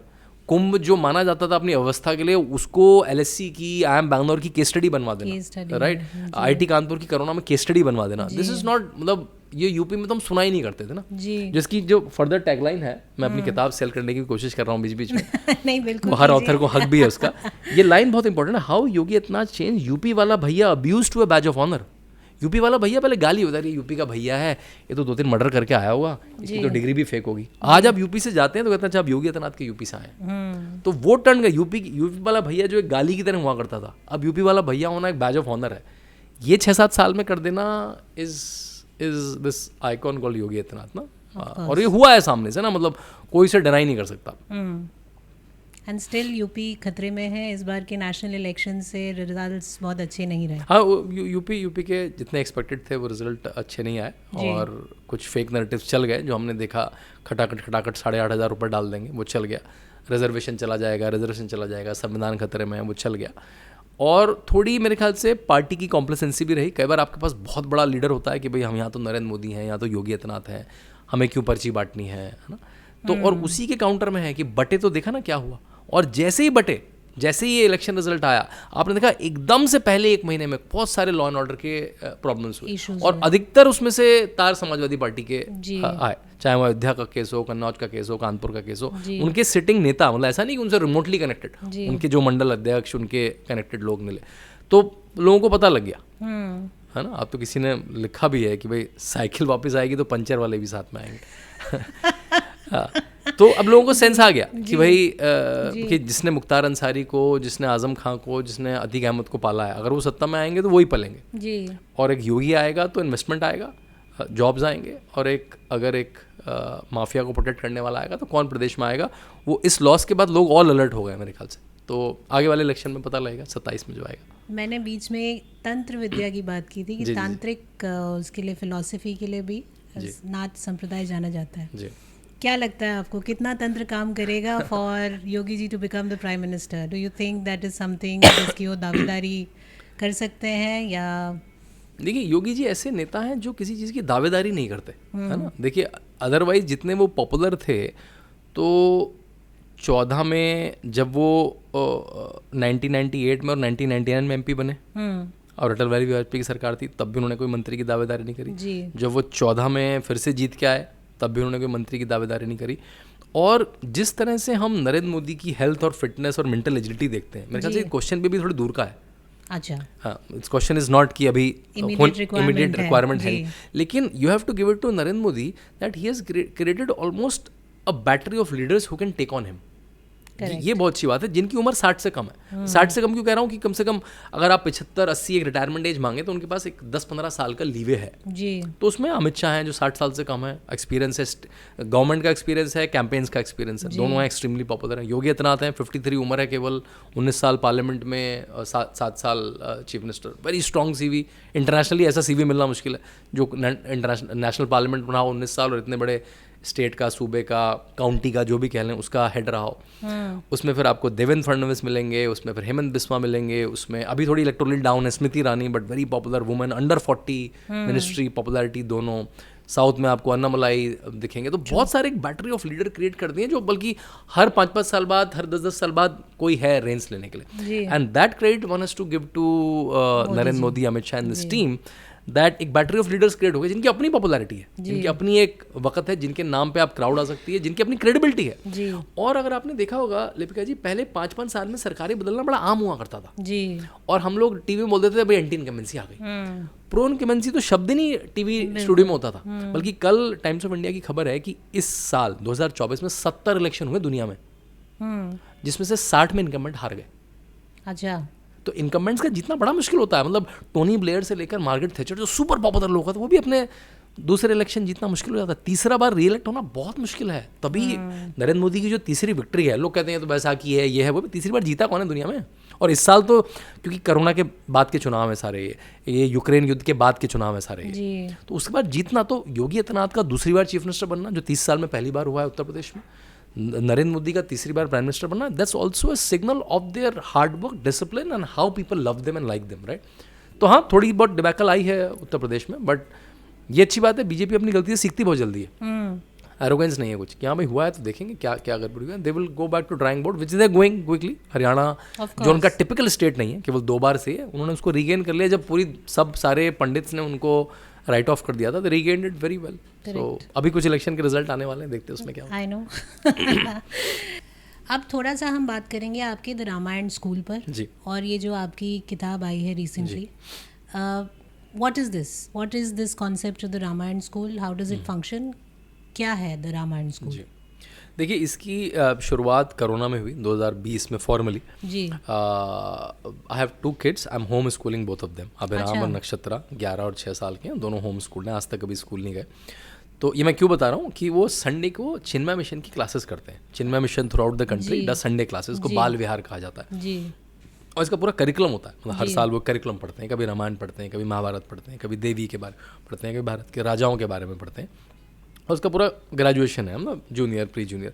एक बार उसने मुझसे सवाल पूछा कभी कि शायद वो बालकांड पढ़ा रहे होंगे वहाँ पे, कि परशुराम जी आए जब राम जी ने धनुष तोड़ दिया, क्योंकि वो शिव जी का धनुष था पिनाका, तो ये किसने तोड़ दिया है। और परशुराम जी बड़े गुस्से में आए और कहा अच्छा तुम इतने ही अगर तेजस्वी हो तो मेरा धनुष इस्तेमाल करके दिखाओ। राम जी ने वो भी कर दिया, तो वो उनके कायल हो गए और उनको पता लगा कि इनमें भी वो विष्णु का दैवित्व है। तो मेरे बालक का सिंपल सा प्रश्न था कि भाई दोनों विष्णु के अवतार हैं, दोनों साथ में कैसे हैं? अच्छा, वेरी लॉजिकल क्वेश्चन। उसे लगा कि भाई एक जाएगा एक आएगा, है ना, ये दोनों साथ में कैसे हो गए, है ना, क्योंकि उसने कभी नाम रटे थे। तो मैंने कहा यार ये तो परशुराम जी भी अवतार है, राम जी भी अवतार है, और दोनों है भी कॉन्जिक्यूटिव, है ना, मेरे ख्याल से 5वें और 6ठे, है ना, नहीं 6th और 7th, है ना। तो ये दोनों साथ में कैसे आ गए? उस समय मैंने भी कुछ गोल गोल आंसर दे दिया है बालक की क्यूरियोसिटी के लिए, लेकिन बाद में मुझे भी लगा रही क्या है, मतलब व्हाट इज इट एग्जैक्टली, कि बाकी किसी और का डिस्क्रिप्शन नहीं आता, राइट। उसकी एक ही हो सकती है कि भाई ये चिरंजीवी हैं तो ये हर समय है। फिर उसी समय में योगी आदित्यनाथ की ये वाली बुक भी लिख रहा था, the monk who became chief minister, और उसके लिए मैं गोरखपुर जाता था, जाना ही था गोरखपुर। और गोरखपुर लोगों को अगर मैप का पता हो, ईस्ट ऑफ लखनऊ है, ईस्ट ऑफ लखनऊ, और आधे में आता है अयोध्या। जी। तो मैं अयोध्या भी जाना शुरू कर दिया पहली बार मैंने, क्यों अयोध्या तो कोई जाता नहीं था ना, हम में से कोई अयोध्या कहाँ जाते थे हम लोग। अयोध्या वहाँ तो पता नहीं कौन से दंगे हो रहे हैं, आज सुप्रीम कोर्ट का वर्डिक्ट आने वाला है, या फिर आज वो है तो वहाँ पे पीएससी लगी हुई है। तो जाना शुरू करा, वहाँ पे ऋषिकेश उपाध्याय जी वहाँ के मेयर थे, उनसे परिचय हुआ, उन्होंने बहुत सारे संतों से परिचय करा दिया, उनके साथ में उठने बैठने लगा। और वहाँ पे पता लगा रामायण के अराउंड तो बहुत सारी स्कॉलरशिप है, लोग बहुत सारी टीकाएं कर रहे हैं, लोगों की PhD थीसिस है। फिर मेरी थोड़ी सी उसमें रिसर्च शुरू करी मैंने, और रामायण मैसिव टेक्स्ट है, 24,000 श्लोक का टेक्स्ट है, रोज आप 1-2 घंटे देंगे तो आपको 3-4 साल लग जाएंगे पढ़ने में। महाभारत तो 1 लाख श्लोकों का टेक्स्ट है, वो पढ़ने में तो और समय लग जाएगा। तो जब मैंने पढ़ना शुरू करा, मैंने कहा तो बहुत सॉलिड टेक्स्ट है मैन, इसमें तो आप जो क्वेरी भेजोगे उसका आंसर आता है जी। आप इससे वॉर के बारे में पूछोगे, वॉर का पता लगेगा, राज्य कैसे चलाना है वो पता लगेगा, रिलेशनशिप कैसे रखना है वो पता लगेगा, वो भी रिलेशनशिप भी अलग तरह के, पति पत्नी का, भाई भाई का, टीम्स का, माँ बेटे का, हर तरह के उसमें कॉम्बिनेशंस है। वॉर में क्या क्या स्ट्रैटेजीज हैं, मॉरल वैल्यूज़ क्या है, हर तरह का उसमें आपको मिलेगा। मैंने तो बहुत मैसिव टेक्स्ट है, हमें इस तरह से शायद बताया नहीं, कि हमें तो कहानी की तरह बता दिया गया कुछ शायद। तो मैंने कहा इसको कॉन्टेक्चुअलाइज कैसे करूँ, मैं अभिराम को कैसे सिखाऊं। बड़ी एक छोटी सी लिमिटेड मेरा ऑब्जेक्टिव था, सेल्फिश एज अ पेरेंट, कि अभिराम को मैं रामायण कैसे पढ़ाऊँ, बिकॉज जो उसका वर्ड है वो बहुत अट्रैक्टिव है। उसमें तो उसमें हैरी पॉटर है, उसमें अवेंजर्स हैं, उसमें कैप्टन अमेरिका है, वो बहुत स्मार्टली पैकेज है। उसके वीडियो गेम्स भी हैं, उसकी मर्चेंडाइज टी-शर्ट भी है, उसका सब कुछ है ना। तो उस वर्ड मुझे भी, अगर मैं ऐसी मतलब कुछ बोरिंग टाइप का बता दूं तो ठीक है, वो सुन लेगा, बिकॉज बीइंग अ फादर वो सुन लेगा, लेकिन उसको मज़ा नहीं आएगा। तो उसको मैं कैसे पैकेज करूँ अब्राहम के लिए। तो मैंने कुछ अच्छे PPTs बनाने शुरू करे, स्टोरी नरेशन, गेम्स बनाने शुरू करे, कि इसके क्रॉसवर्ड कैसे बनाऊँ, वर्ड सर्च कैसे बनाऊँ, क्विजेस कैसे बनाऊँ, इसमें पपेट्स कैसे बनाऊँ, इसमें पपेट से हम रामायण बना के यूट्यूब में डाल पाए। तो ऐसे मैंने एक 20-25 अलग तरह के गेम्स डेवलप करे, राइट। और जब कोरोना हुआ तो हमने सोचा कुछ कर नहीं रहे, एक बार मैंने कुछ ऐसी उसी के साथ के बच्चों के ना ऑनलाइन ऑफर करा, बच्चों को बहुत ही मजा आया, डिसप्रोपोर्शनेट। मुझे लगा अरे अच्छा इतना अच्छा था क्या। तो then I started offering it professionally, और उसमें एनरोलमेंट होने लगे, और फिर एनरोलमेंट होने लगे, then we started professionally, we formed a company, we started it, and within 2 years we taught Ramayana to almost 4-5 thousand kids, and across 20 countries. Indian kids थे, 95% were the Indian kids, NRI kids. But from US to Australia to Canada to UK to Middle East countries, from Saudi Arabia to UAE, क्योंकि उनको वहाँ लगता था वहाँ पे ना sense of loss of culture और ज़्यादा है, क्योंकि हम दूर आ गए हैं, हमारा बच्चा अलग हो रहा है. वहाँ तो मंदिर भी पूरे शहर में 1 होगा 2 होगा ना. दिवाली होली भी दिन पे नहीं मनाई जाती है, उसका जो नियरेस्ट संडे होता है उसमें मनाई जाती है, क्योंकि दिवाली होली पे तो छुट्टी नहीं होती है वहाँ पे. तो फिर वो जब शुरू हुआ तो फिर वो चल गया. और अभी भी वी डू. अब हम ऐसे ऑनलाइन वर्कशॉप्स कब करते हैं, क्यूरेटेड वर्कशॉप्स करते हैं.